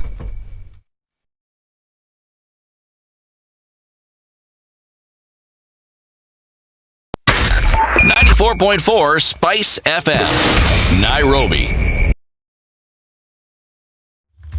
All right, where are we? Let's take a look at what's coming off of Thika Superhighway. That has not been too terrible this morning, so we're looking at probably the last of that as we get towards the end of traffic hour. So this situation coming off of the Eastern Bypass has been quite something for the last hour or so. Let's take a look at what's going on there. Seems to be reducing just a little bit, but then it's still heavy as you're coming in from Cabanas, and then also outbound on North Airport Road, and then touching on Outer Ring just a little bit. It's bumper-to-bumper traffic, so that looks like it's going to be busy for a while. Going then towards that Pangani underpass, some traffic there, and then coming off of Kiambu Road as well. It's busy as you get towards the Muthaiga Square area. And then on Landis Road, in and outbound traffic is a thing, pretty busy right about now. Let's take a look at how this opens up as we get towards the end of traffic hour. We'll talk on Spice FM KE on X hashtag, the Situation Room.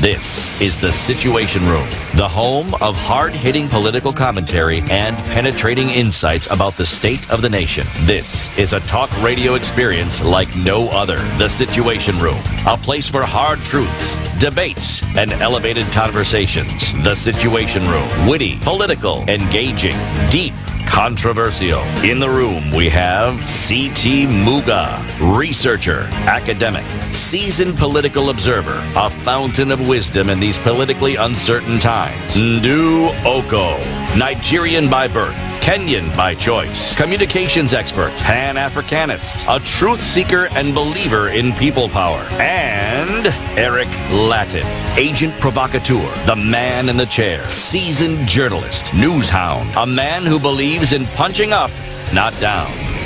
This is the Situation Room, the only way to start your day. Okay, it is 7 minutes after 9. How are you doing?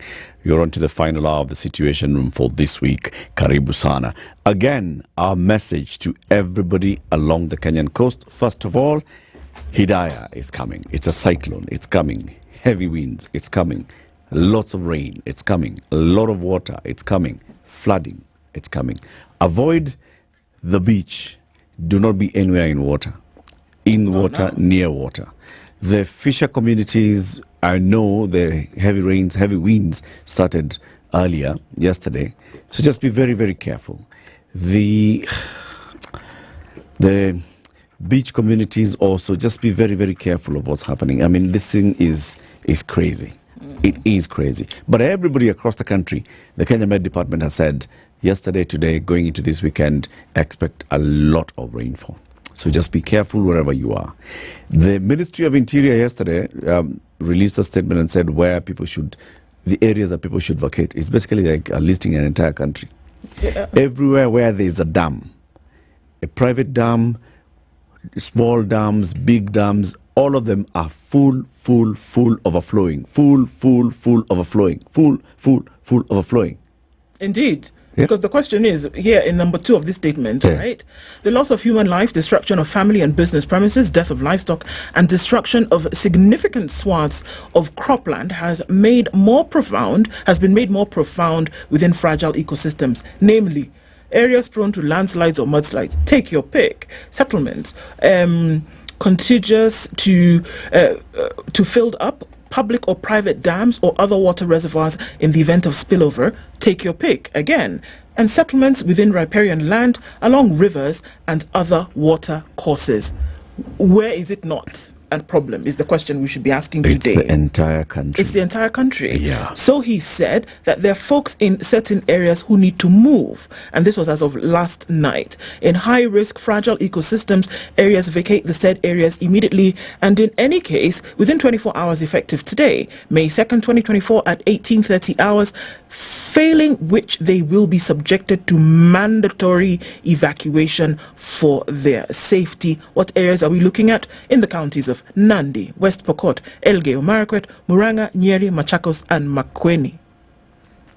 Move. Where? Ndu? Yes. Okay. We're going to get into this conversation. Yeah. The president will be addressing the country at 1 p.m.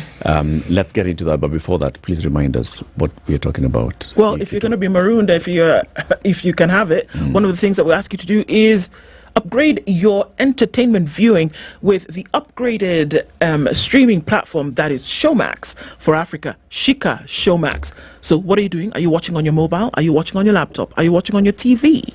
Wherever it is, and depending on what you pay, as little as 300 shillings a month, you then can watch on multiple devices all the great entertainment that is your series, your movies, your football. Who's playing this weekend? Do you know? Everybody's playing this weekend. Yes, it's getting into football in weekend. And those teams you can watch on your mobile. You can, of course, it's not live. You can download and watch it later. If it is, you can watch on the go. Yeah. It's Showmax offering you that great entertainment experience. Download on the App Store or Play Store the Showmax app, or go on to www.showmax.com, sign up, and Shika Showmax today. City, the final proverb from the Republic of Algeria. Okay. Next week we'll be coming to Kenya. Oh, good. Yes. The one whose belly isn't full of straw isn't afraid of fire. The one whose belly isn't full of straw isn't afraid of fire. No. That's a good one. It's good what we've had as interpretations. So listen, people, we want to open up the phone lines. The president will be addressing the nation at 1 p.m. Okay? We have seen the first cabinet meeting earlier this week on Tuesday came out and they said, so this is what's going to happen. We are going to have a multi-agency stakeholder committee that will be addressing this issue, and the government is deploying all available resources. KDF will join in the mission in Maimahiu. Yesterday again, the president chaired another cabinet meeting. They looked at, Machogu, what did you tell the children to do? Shy, I told the children not to reopen school. Okay, I think that was a good decision. But cabinet says schools must reopen on Monday. Okay? And people who are living in low-lying areas must be evacuated, and those that do not move voluntarily must be made to move. Can you, Kithure Kindiki, make sure that happens? Yes, sir. Salute. Kata. Kithure Kindiki then goes to office and says, send statement. They sent statement. That's what you've read, part of it, right? There's an update from the Ministry of Interior and National Administration this morning. It's a floods update. Following heavy rains that continue to pour across many parts of the country, a total of 115 camps have been set up across 19 counties, hosting a total of 27,586 people. The government has made specific interventions to meet their essential food supplies of rice and beans, with that's 336,000 kilograms that have been distributed to support affected communities in Busia, Homa Bay, Kisumu, Machakos, Nairobi, Nakuru, Murang'a counties. There's also need for more food, medical kits and non-food items in affected counties, and where search and rescue operations are still ongoing, including Garissa, Kiambu, Migori, Narok, Kajiado, West Pokot, Nyeri, Siaya, Nyandarua, Kirinyaga, and Tana River counties. A favorable weather forecast in the northeastern, that's Isiolo, Wajir, Mandera, Garissa, and southeastern, Taita Taveta, Kitui, Tana River, sets the stage for post-flood recovery initiatives in public works, reconstruction of schools, repairs to water treatment systems, road repairs, and improvement to the accessibility of socio and economic facilities over the weekend. However, the continuous heavy rains in the central region and the overflow of the Seven Forks dams poses potential flooding in the area of Tana Delta, impacting Garissa, Tana River, and Lamu. All persons residing within 30-meter riparian corridor of rivers and other waters across the country have been ordered to vacate immediately for their safety. This is in Nairobi, in Mathare, Ngong, and Nairobi rivers. And that's already ongoing, with government facilitating logistical support, temporary shelter, and essential supplies to those affected. Sounds very good, right? You know, they're just coming and demolishing the houses, and they're taking you plus all your belongings and taking you somewhere else that's safe, with a roof over your head, with a wall around you, with blankets, with food items. That sounds like what's happening, is it? This is Kenya. We know what happens. A 24-hour evacuation notice effective May 2nd was also issued to settlements in 33 counties that are within 178 high-risk dams and water reservoirs. 192 dams are classified as high-risk, 60 in central, 39 in eastern, 29 in Rift Valley, 22 in the coast, 21 in western, 12 in Nairobi, 5 in northeastern, 4 in Nyanza. Now,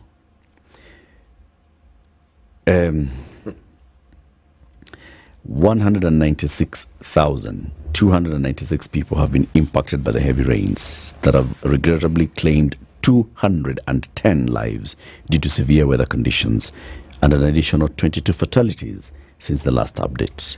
125 people have been reported injured.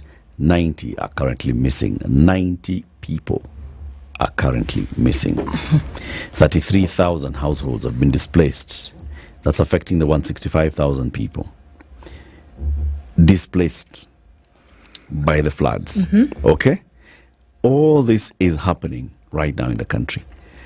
When we say that we have 115 internally displaced people's camps, majority of them are there with only the cloth on their body. Yes. Nothing else. They've been forced to move because floods came and swept everything that they had. Majority of them are sitting there and they do not know whether they'll have a home to go back to. Their homes were swept away. In the case of landslides, even the land was swept away. So you cannot even go back there to start constructing a new house. You have to look for new land to build a home after this thing is over. Okay? This is what the situation in the country looks like now. President, 1 p.m., speaks to the country. What do you expect to hear from the president, Ndu? Well, what should be heard from a president at this time when a country is going through this is, number one, that there is an understanding of what has happened, first of all, of what is going on. And that folks on the ground have said 1, 2, 3, and based on that, this is the decision that we are going to make. We want to know today that people who have suffered the things that you've just mentioned today have been taken care of from A to Z, that they've been taken care of, and that when you're saying they move, we know exactly where they're going. That the task force, multi-agency, stakeholder, whomever, whatever it is actually cognizant of the plan moving forward, that this is what is actually going to happen. And this is beyond when the rain stops. We are also saying that even after that, this is the mitigation that's going to be led when we talk about medical interventions that will almost assuredly have to take place because of what we know will happen as a result of that. Waterborne diseases, we're already seeing malaria already causing an issue. Right? So that this is the plan moving forward. This is what we want to be able to do. That this is how we are going to keep those who are not affected safe at this point in time. And that we will actually make sure that we have a disaster management authority given the legs and the fuel that it needs to operate. I would love to hear that from the president. That finally you can have this body in place that takes care of these things. That we've released money, that we have declared this a state of emergency, because that is what you need to do to then be able to release the much needed funds for some of these things to happen. That we have actually decided, you know what we're going to do? A supplementary budget then will then be crafted to make sure we can release funds to make sure that these things are done. That people who've lost their homes, that the government, who is the vanguard of the livelihoods of Kenyans, right, will then make sure that the settlement, that their homes can be rebuilt and they'll receive the much needed material that they need to do this. That is what I expect to hear. That they will be fed for the next 6 months or 4 months or however long it takes to get them back. But that more over and above all of this, that there is the sense and action that when it comes to things like this, emergency does not give you the luxury of time. That the plan is in place to make sure that even moving forward, we know what is going to happen and we know what's going to happen, and you use the information to then help you make decisions. That's what I would like to hear. I don't want to hear all this other business about who is traveling where, who is impeaching the other. No. Get it together, sort this thing out, sort it out, and let Kenyans know that you are in the driver's seat and you're moving this thing. City, what should the president say? You know, the preparedness that we speak of, even if we have the structures in place and there is no money to finance it, we would be engaged in what you may refer to as a zero-sum game. However, those who wrote our constitution foresaw all these things. They understood it. And that is why at every level of government, they ensured that they had included a 2%, whether it's in Parliament, whether it's with the county government, 2%. I'm not sure about the national government, but 2% of whatever they receive was to be set aside for such things. Now, If you look at the years we've had a disaster, okay, we had a drought that in itself was a disaster. But the conversation about the money that is set aside and is to be used in these circumstances is not a conversation we hear at all. Because that level of preparedness was there. But then it raises the question, is 2% enough really? It's not. Okay? Because if it's cumulative and you go through periods when you have no disaster, an audit of where this money has gone or whether there are counties who've actually put aside this money, I would expect the president to address this, because if money has been given by the treasury and part of that money is intended to be kept aside for such unpleasant eventualities, then that money must be accounted for. We talk about everything. When we've read and talked about the Auditor General's reports, this particular item, Auditor General, this is something that we should tell us a little bit about, okay? Because it can't be that every time we have this problem, we are backpedaling. We are caught off guard. I would assume during periods when there is no disaster and there's no problem, the money would be used for that preparedness, whether it's structural preparedness, whatever it is that is needed, so that should it happen, you are not caught that flat-footed. You may be surprised by the intensity, but it is not as though you did not prepare for it. Okay? But in addition to this, the discussion we've had about afforestation, the disaster management processes, which actually involve preparedness to ensure that you mitigate against it before it happens, that should also be mentioned. Why? The hills that Mheshimiwa was talking about, I know. I started working in Suba when those hills were full of trees. And over time, I saw the degradation. I saw to the point where all you saw was rock, no more trees. Now, this is what had happened. And this was a water tower. It became more like a rocky tower. And how do we know this? He told us the story of the boulders that came down from that mountain, sweeping in its wake houses, livelihoods, everything. And where we are today is people in Suba South, as Karoli has told us, they don't have an IDP camp, but people are being sheltered by their neighbors. Yes. Right? Those people need support. And still they also need support. The same food, clothing, shelter. They have the shelter, yes, but is it sufficient? What else can happen to them? How do they start talking about rebuilding? When I hear the president speaking this afternoon, I expect to, I agree with you, Ndu, to see a president who looks aware of what is happening. This is a president who, unlike anybody else in this country, this is the one office that is required to consume all the raw and refined intelligence on a daily basis. So he should know. When Karoli says this is what happens, he should even have a picture of a body under a boulder that has been presented to him. This is not the situation on the ground, Mr. President. When we're talking about the people who are living in IDP camps, he should even have pictures of those people in the kind of condition they are living in those IDP camps.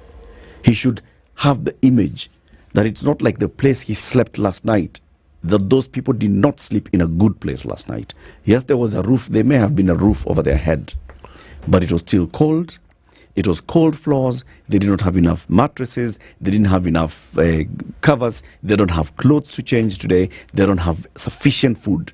Even the food being supplied to them is not enough to say that you've had a square meal. So those people are not in a good place.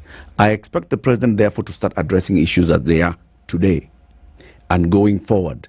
And instead of saying, let's have this multi-stakeholder, multi-agency, multi, whatever force, have a clear leadership and command structure in this.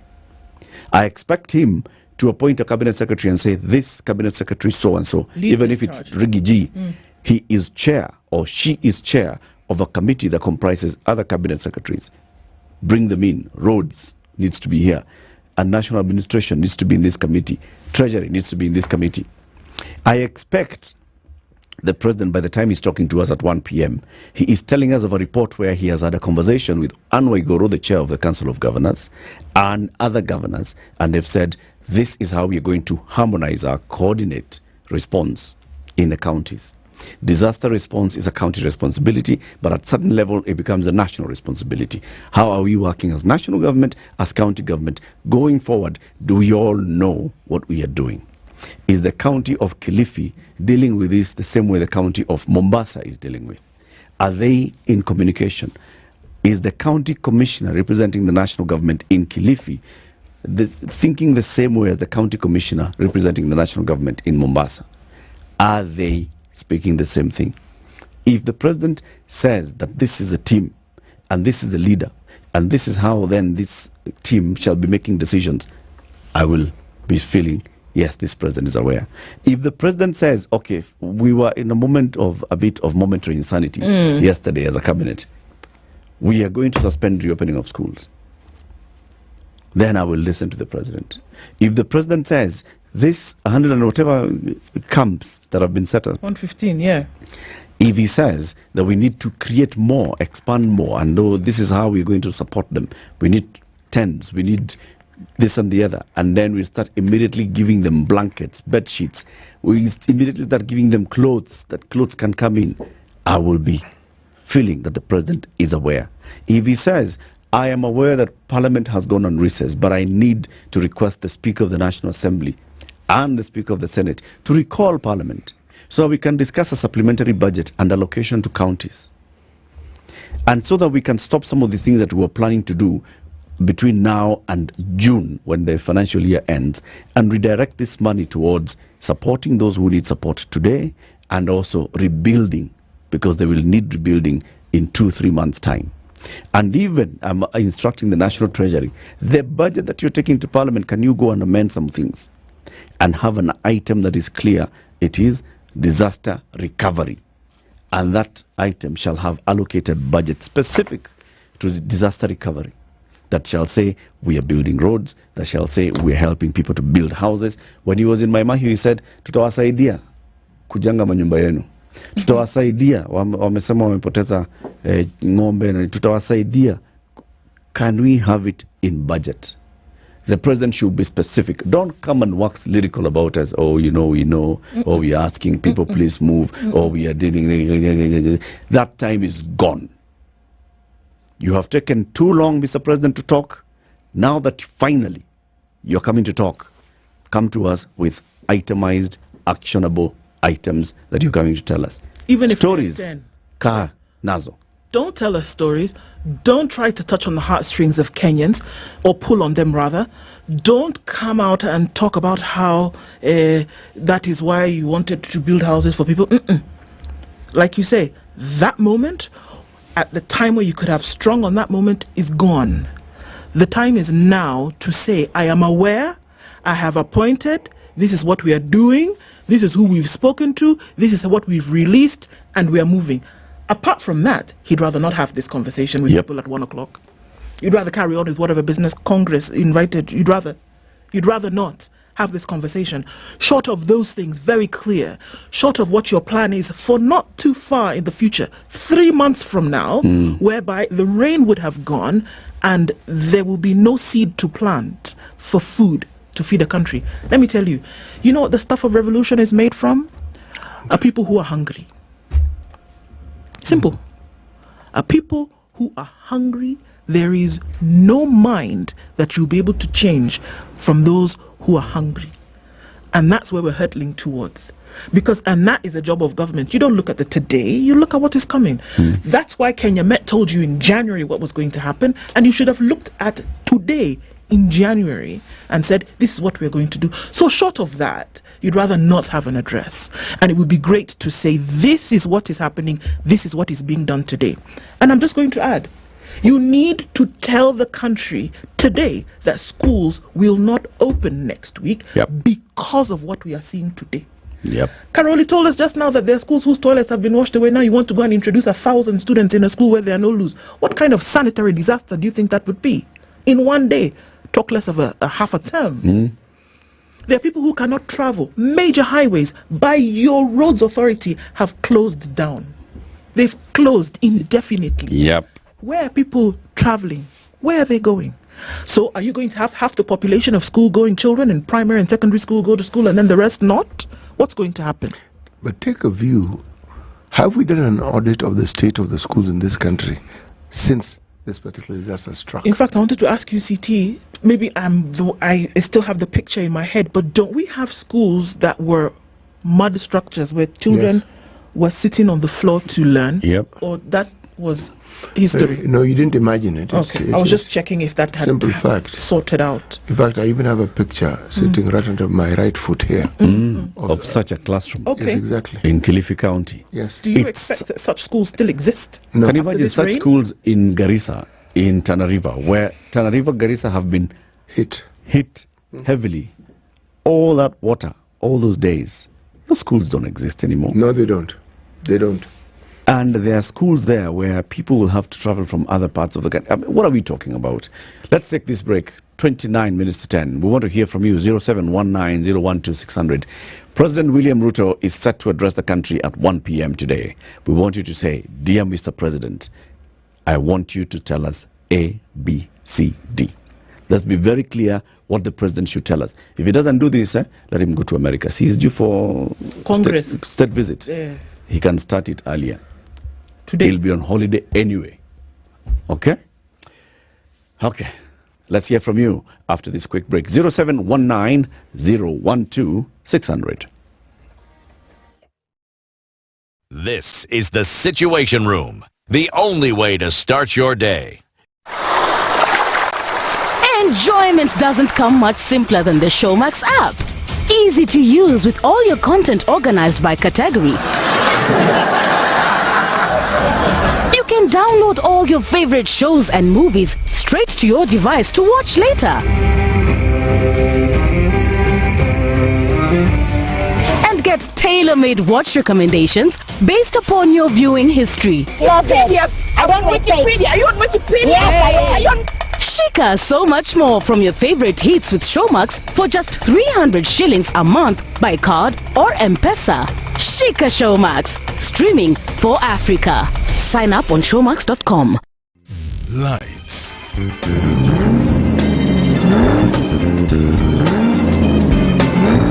Digger. Action. Do you have the passion, the interest to tell a story to the world in your own style? Well, we're ready to take you in and help you grow your talents in the media industry. The Standard Group, in partnership with Talanta Institute, is offering a media training and incubation program courtesy of Standard Talanta Academy, where we nurture and guide industry talents on an array of topics from writing, reporting, media law and ethics, investigative journalism and research to the Kenya Copyright Board, Kenya Film Commission and the Kenya Films and Classification Board legal frameworks. To apply to the Standard Talanta Academy for our upcoming May intake, visit www.talanta.ac.ke or call 0724-468-468. The Standard Talanta Academy.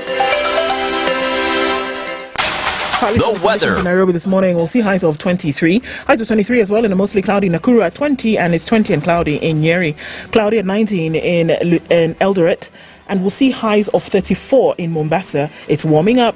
Highs of 33 in Malindi. 28 will be the high in a mostly cloudy Kisumu, with 27 as the high in Kakamega. We're looking into a mostly cloudy Kampala 23, and it's 28 and mostly sunny in Dar es Salaam, while into Johannesburg 19 and sunny, 32 and mostly sunny in Mogadishu, while at 20 Addis Ababa is sunny.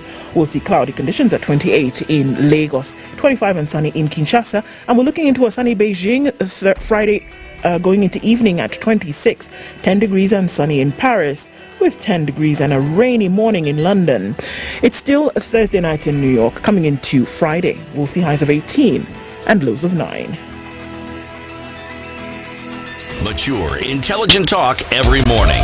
Done right. 94.4 Spice FM, Nairobi.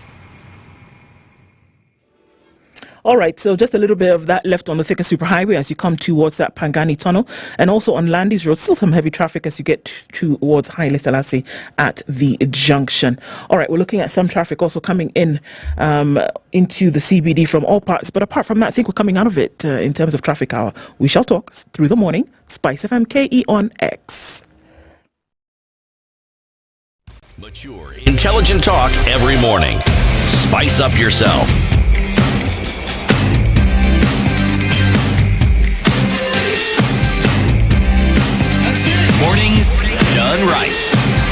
94.4 Spice FM, Nairobi. There's a ministry in the government of President William Ruto that he has named Ministry of Interior and National Administration. Okay? This is a ministry that is in charge of village headmen, chiefs, assistant county commissioners, deputy county commissioners, regional commissioners, going all the way to Kithure Kindiki salute at the national level, and then reporting to the president directly. This, because it has tentacles across the country, has released a statement this morning talking about the flood situation. 115 IDP camps have been set up in 19 counties. This is what the government of Kenya is saying, okay? It is saying that despite sunny intervals in the coast region, tropical cyclone Hidaya is forecasted to bring strong winds and large ocean waves with heavy rainfall starting Sunday, the 5th of May. Additionally, over 33 counties, how many counties do you have in Kenya? 47. More than 33 of them, that's Nyeri, Murang'a, Kirinyaga, Kiambu, Nyandarua, Machakos, Embu, Tharaka Nithi, Meru, Marsabit, Nandi, Bomet, Nakuru, Elgeyo Marakwet, West Pokot, Baringo, Samburu, Turkana, Uasin Gishu, Laikipia, Narok, Kakamega, Vihiga, Busia, Bungoma, Trans Nzoia, Kisumu, Kisii, Nyamira, Migori, Siaya, Homa Bay, and Nairobi are forecasted to receive heavy to very heavy rainfall and thunderstorms. When? This weekend. Yes. Flooding is expected in low-lying areas, riparian areas and urban areas, while landslides and mudslides may occur in areas with steep slopes, escarpments and ravines. But despite all these things, knowing what's happening Friday, Saturday, Sunday, the cabinet says on Monday what happens? Schools reopen. Igwagoma. 0719-012-600. Mr. President is speaking this afternoon at 1 p.m. to the country. 3 things that you'd like him to say. Just limit them to 3. Itemize them. Boaz Waruku, good morning. Good morning, Eric. Good morning, City, Ndu, and the entire team. Good morning. Yeah, first, let me express my condolences to the grieving families. Indeed, it is such a disaster. Yes. And as we keep on seeing what is happening, we feel so sorry. Even those who have lost property and their livelihoods. In fact, the situation is such that somebody needs to give them a shoulder to lean on. And that makes me then go straight to what you're asking. Because I think this is the right time that Kenya really needs to feel its leadership. Both at the national and the county levels. At the national level, we should have been expecting that Parliament actually introduced a motion to allow me to interrupt you because we want to take as many calls as possible. 3 things that you want to hear from the President this afternoon.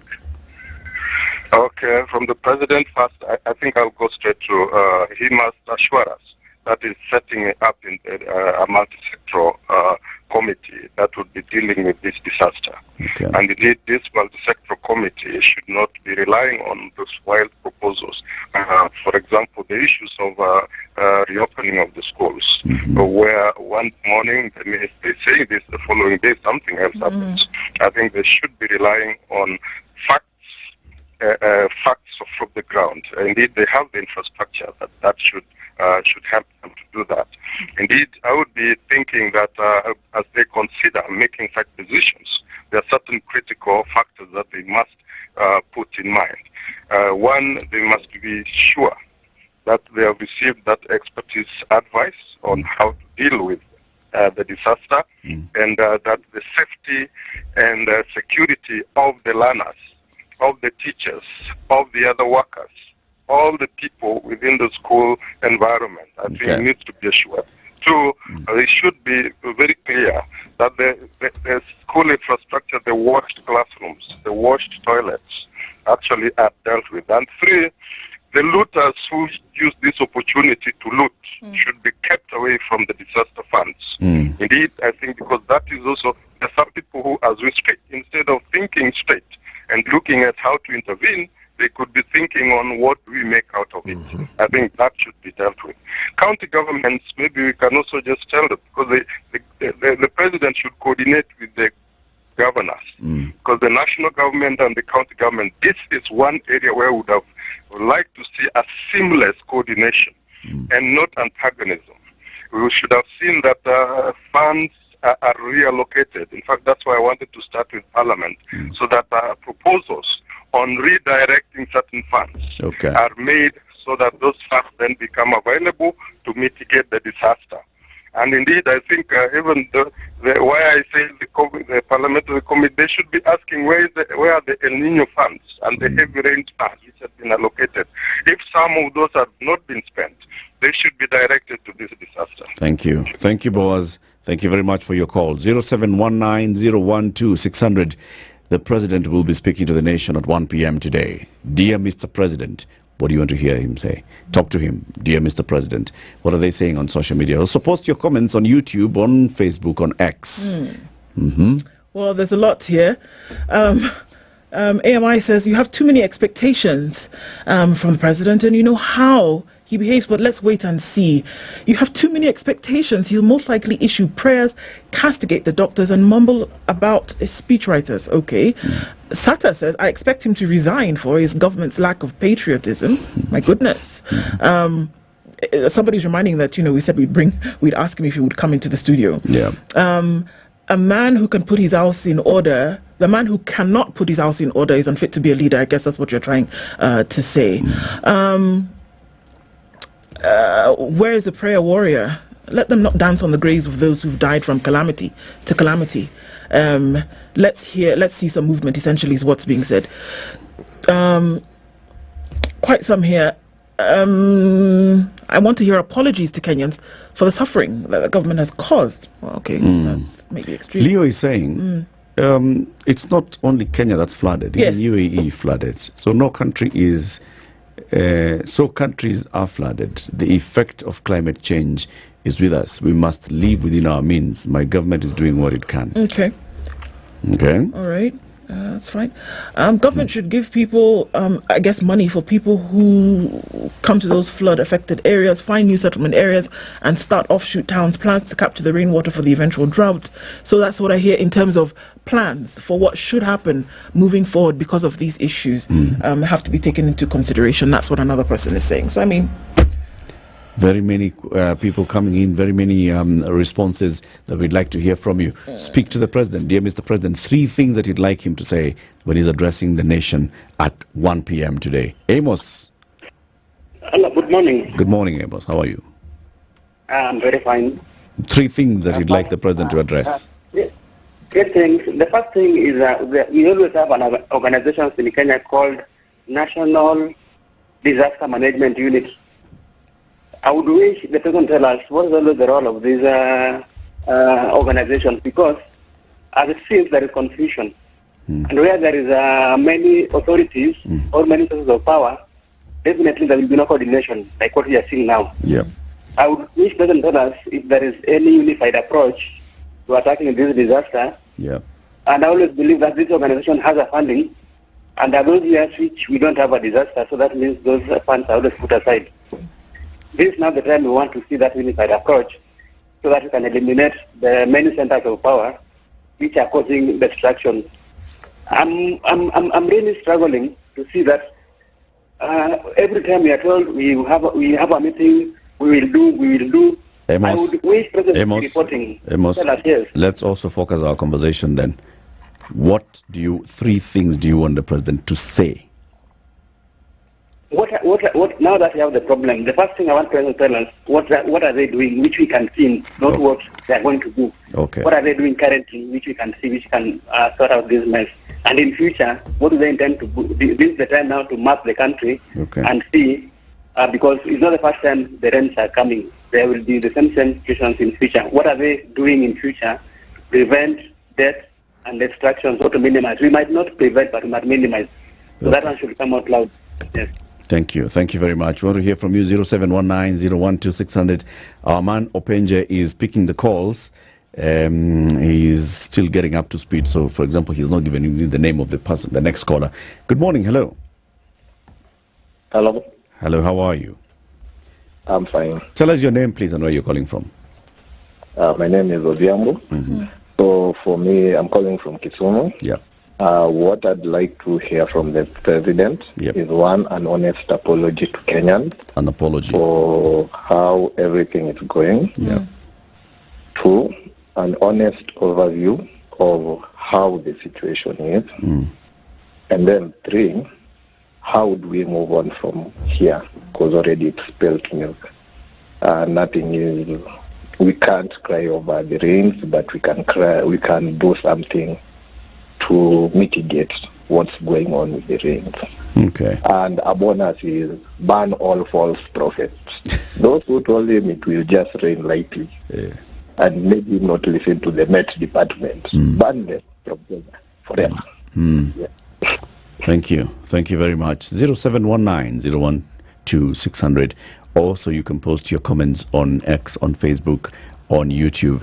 Esther, what can the president do now? Previous three presidents were their measures put in place. The top guys have not suffered these floods, right? Guys, think. Brian says, we're still waiting on him to tell us more about more things he'll be unable to deliver.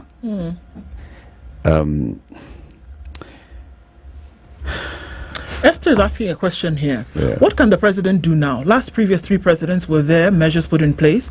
The top guys have not suffered these floods. Guys, think. Are we still waiting on him to tell us more things he'll be unable to deliver? Come on. The amount of floods in Kenya is directly proportional to the amount of taxes that we pay. Reducing taxes will automatically reduce the floods and thus eliminating the deaths. Really? Okay. Called Jambo 0001. Jambo, yeah. That one. Jambo, yeah. Jambo. I expect a cabinet reshuffle today. I see. That's what he expects. Andrew is in Lavington. Andrew, how are you? Miserable, thank you. We've heard about Chalby Drive and what's been happening on Chalby Drive. Are you well?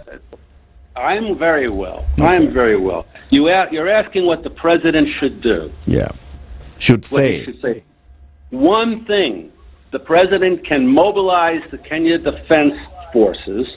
He does not need the National Assembly pre-authorization to mobilize the Kenya Defense Forces to deal with disasters or environmental emergencies. The Constitution allows the Commander-in-Chief and the civilian authorities to actually allow the KDF to move into the field with their engineers, medical supplies, they do have aircraft, even the ones that don't fall out of the sky. They have transport, they have logistics, and once again, they don't need for the National Assembly to come back from holiday. After all, they didn't even need the National Assembly to authorize the KDF to engage in domestic security operations in the 6 counties of North Kenya. They avoided that. You should have the CS, Aiden Duale, come on to explain how the KDF will use all of its resources to begin mitigating and dealing with this disaster. Thank you, Andrew. Have a great day. You too. Cheers. Nyakeo. Hi, good morning. How are you doing today? Very well, thank you. How are you? I'm doing well. I'll keep my contribution short and sweet. 3 things I want the president to say. Number one, he's out of depth to be president of the Republic of Kenya.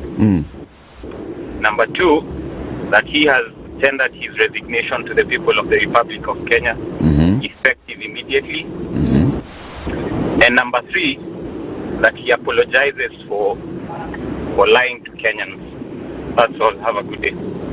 Okay. Thank you. Timothy Karanja in Nairobi. Hello. Hello. Good morning, everyone. Good morning. All right. So I'll keep also my contributions short. 3 things. One, schools are opening on Monday, as Kindiki has actually directed. Now, for the families that have been affected by these floods, houses washed away, how are you going to help them despite what you've done in terms of food and blankets and all that? Are you going to help them with some funds to rebuild? That's one. Two, for the families that have actually been affected, what are you going to do in terms of helping them in reconstruction? Okay. That's number 2. And number 3, I like the president just to come out and apologize to Kenyans for letting us down. Thank you. Thank you, Timothy.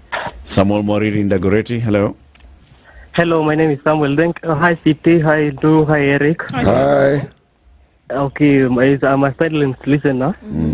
Okay, majority of whom they have already talked, they have already shared my points, but I would like the president to look at the bigger picture. Okay. Because some things devolved counties. So they should look of how they should change some things to go back to the national government, like the national disaster. Because you see some counties are not well equipped to handle some disasters. Thank you. Okay. Thank you very much, Samuel. Stephen in Nakuru, hello. Hello, good morning. Morning. I wish the president to discuss or to tell us like 3-4 things. Number one, why did he have to change the school reopening at the very, very last minute? Are we going to expect the same thing on Monday morning or Sunday night? Number two, he should resign immediately from office. His government is completely incompetent. Number three, he should actually repent for lying to Kenyans and give us a roadmap on what we are going to do, because the rains are coming. The Met is clear about what will happen, so he should give us a clear roadmap what we expect as a nation to happen. Okay. Yes. Thank you very much, Stephen. 3 points made. Let's hear from Ian in Mbakasi. Hello. Hello, Eric. Hello, Eric. Go ahead, Ian. We can hear you. How is Ndu and CT? Fine, thank you. We are very well, thank you. Okay, 3 points. Rakaraka. Yep. Agreement with the doctor. 2, banditry in Baringo, how it's going. And compensation for flood victims. Thank you. Thank you very much, Ian. What are the 3 things that you'd like to hear from the president when he addresses the country, as he's scheduled to at 1 p.m. today? Communication from State House is that the president will be addressing the country 1 p.m. today. What do you want to hear from him? What are they saying on social media? Okay, so we must embrace professionalism and shun mediocrity, allocate adequate resources where they're needed most, value sound advice above sycophancy. Most of these messes should not have happened, says Chris. Samuel says, I hope whoever will become the next president is busy taking notes. Laban wants to hear that he will not handle the situation politically. Okay, so quite some here. Tunataka president ateremshe bei plots. Okay. That's a new one. As I'm saying, it's an interesting one. Can he speak the truth? The truth, the whole truth, and nothing but the truth? Yeah. Just tell us the situation as it is, right? As it is. Say there's been coordination, but it's lackluster coordination and needs to be worked on, and say this is how it's going to be worked on going forward. There have been, attempts here and there and programs here and there to address the situation, like we've had when an MP or somebody calls and says, okay, we've got people and they need support. They're getting that kind of support, but it needs better coordination and faster delivery of this. We need more money. What can we pause right now that can wait for the next 2 months before this goes? For example, the last supplementary budget reallocated some funds and took some funds to State House for 1 or 2 things, or 3 or 4 things. Can they forgo prawns? Just for some 6 months. Yeah. You can eat Can people in State House just eat ugali and githeri for the next 2 months and put away some money for Do you need another SUV? Do you need the 2024 model? Can the 2023 one not work for the next 6 months? Can you? Can you use 3 instead of 17, for example? Do you need another coat of paint? Do you need a chair that costs 1 million shillings? Do you need it? Can you take that money and divert it to making sure that some of these things are taken care of? That somebody at least gets a sufuria. At least can you donate some money so that somebody can buy a brand new sufuria? Because right now they don't have a sufuria, kijiko, cups. Everything was washed away. Can you not wear a 3rd watch so that children can eat? Can you? I mean, really? Is that what we need to ask? Is that possible? Is that possible? Can you give it a think and say, okay, actually, you know what? I can forego this watch, or I can forego a couple of heavy-duty umbrellas, so that 50 people in a village can eat for a week. Can you? Imagine something like that. Is it possible? Is it possible? Is it possible that visitors who come to your office can just have a cup of tea? Or nothing. Or just nothing. Just tell them, you know what, we are dealing with issues, all right? Let's have this meeting, deal with the necessary, and then we move. Move. Is it possible? That's what cutting back means. Because normal people, and when I say normal, I don't mean celebrity government. No, I mean normal people with thinking faculties intact. When you say cutting back, this means that if you used to eat cake, you now eat bread. If you cannot eat bread, you cook more ugali. Have it for supper and keep ugali it that for you morning. had for supper, the remaining one, you wake up in the morning and you eat it with asoboi. Yes. That is what cutting back means. That means if you used to go to Mombasa for holiday, you come back and now you go to Huru Park. Now, if you could not go to Huru Park, you sit in your house and you sing to each other. If you must entertain yourself. That is what we're talking about. That is what cutting back means. The cutback that you will have removed then means that children, you guys, children who almost drowned, that have nowhere to live, have no clothes, cutting back now then means that you can feed those children and that the future of Kenya is secure in those children. That young girls that is what it means. Who do not have sanitary pads, actually, even their panties were washed away by the yes, can at least get a panty and a sanitary pad. I mean, it's that basic. That's what cutting back means. If a speech does not look at how these things are going to be done by the more than 200,000 people who are affected so far in camps, there are many who are affected who are not in camps. There are many who have moved out of their homes and gone to live with relatives, and those relatives are struggling just to help them cope. But let's hear from Matunda. Matunda, hello. Good morning, Eric, Ndu, and CT. Morning to you. It's been a long time. It's been a while. It's been a long time, and let me send my condolences to those who have lost their loved ones during these floods. Number one, the president needs to come out and to stop telling Kenyans. I think he needs to apologize that he should not come out and give us ultimatums that people should move away within 48 hours. He should have had people to advise him, where are these Kenyans who are affected moving to?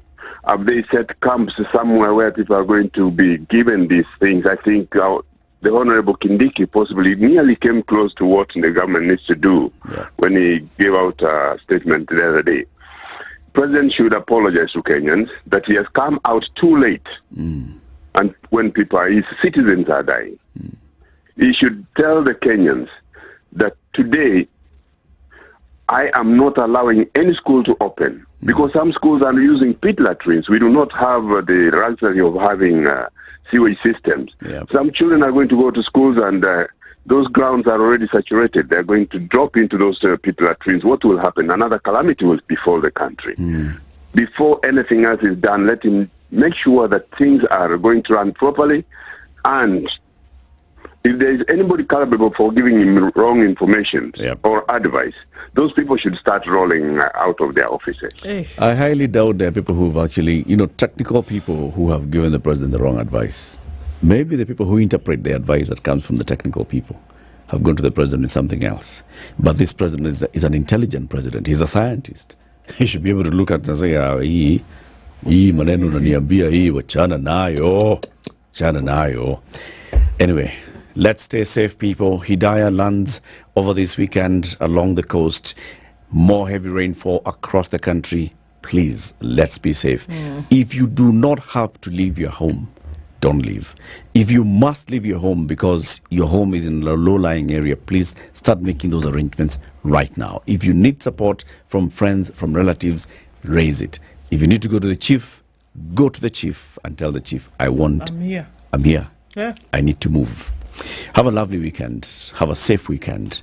God bless you. God bless Kenya. See you on Monday. It's 10 a.m.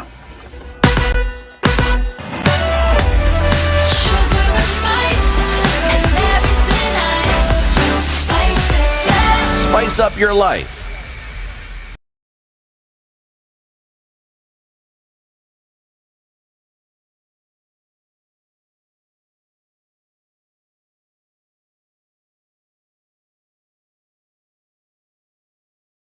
Good morning. This is the News Wire.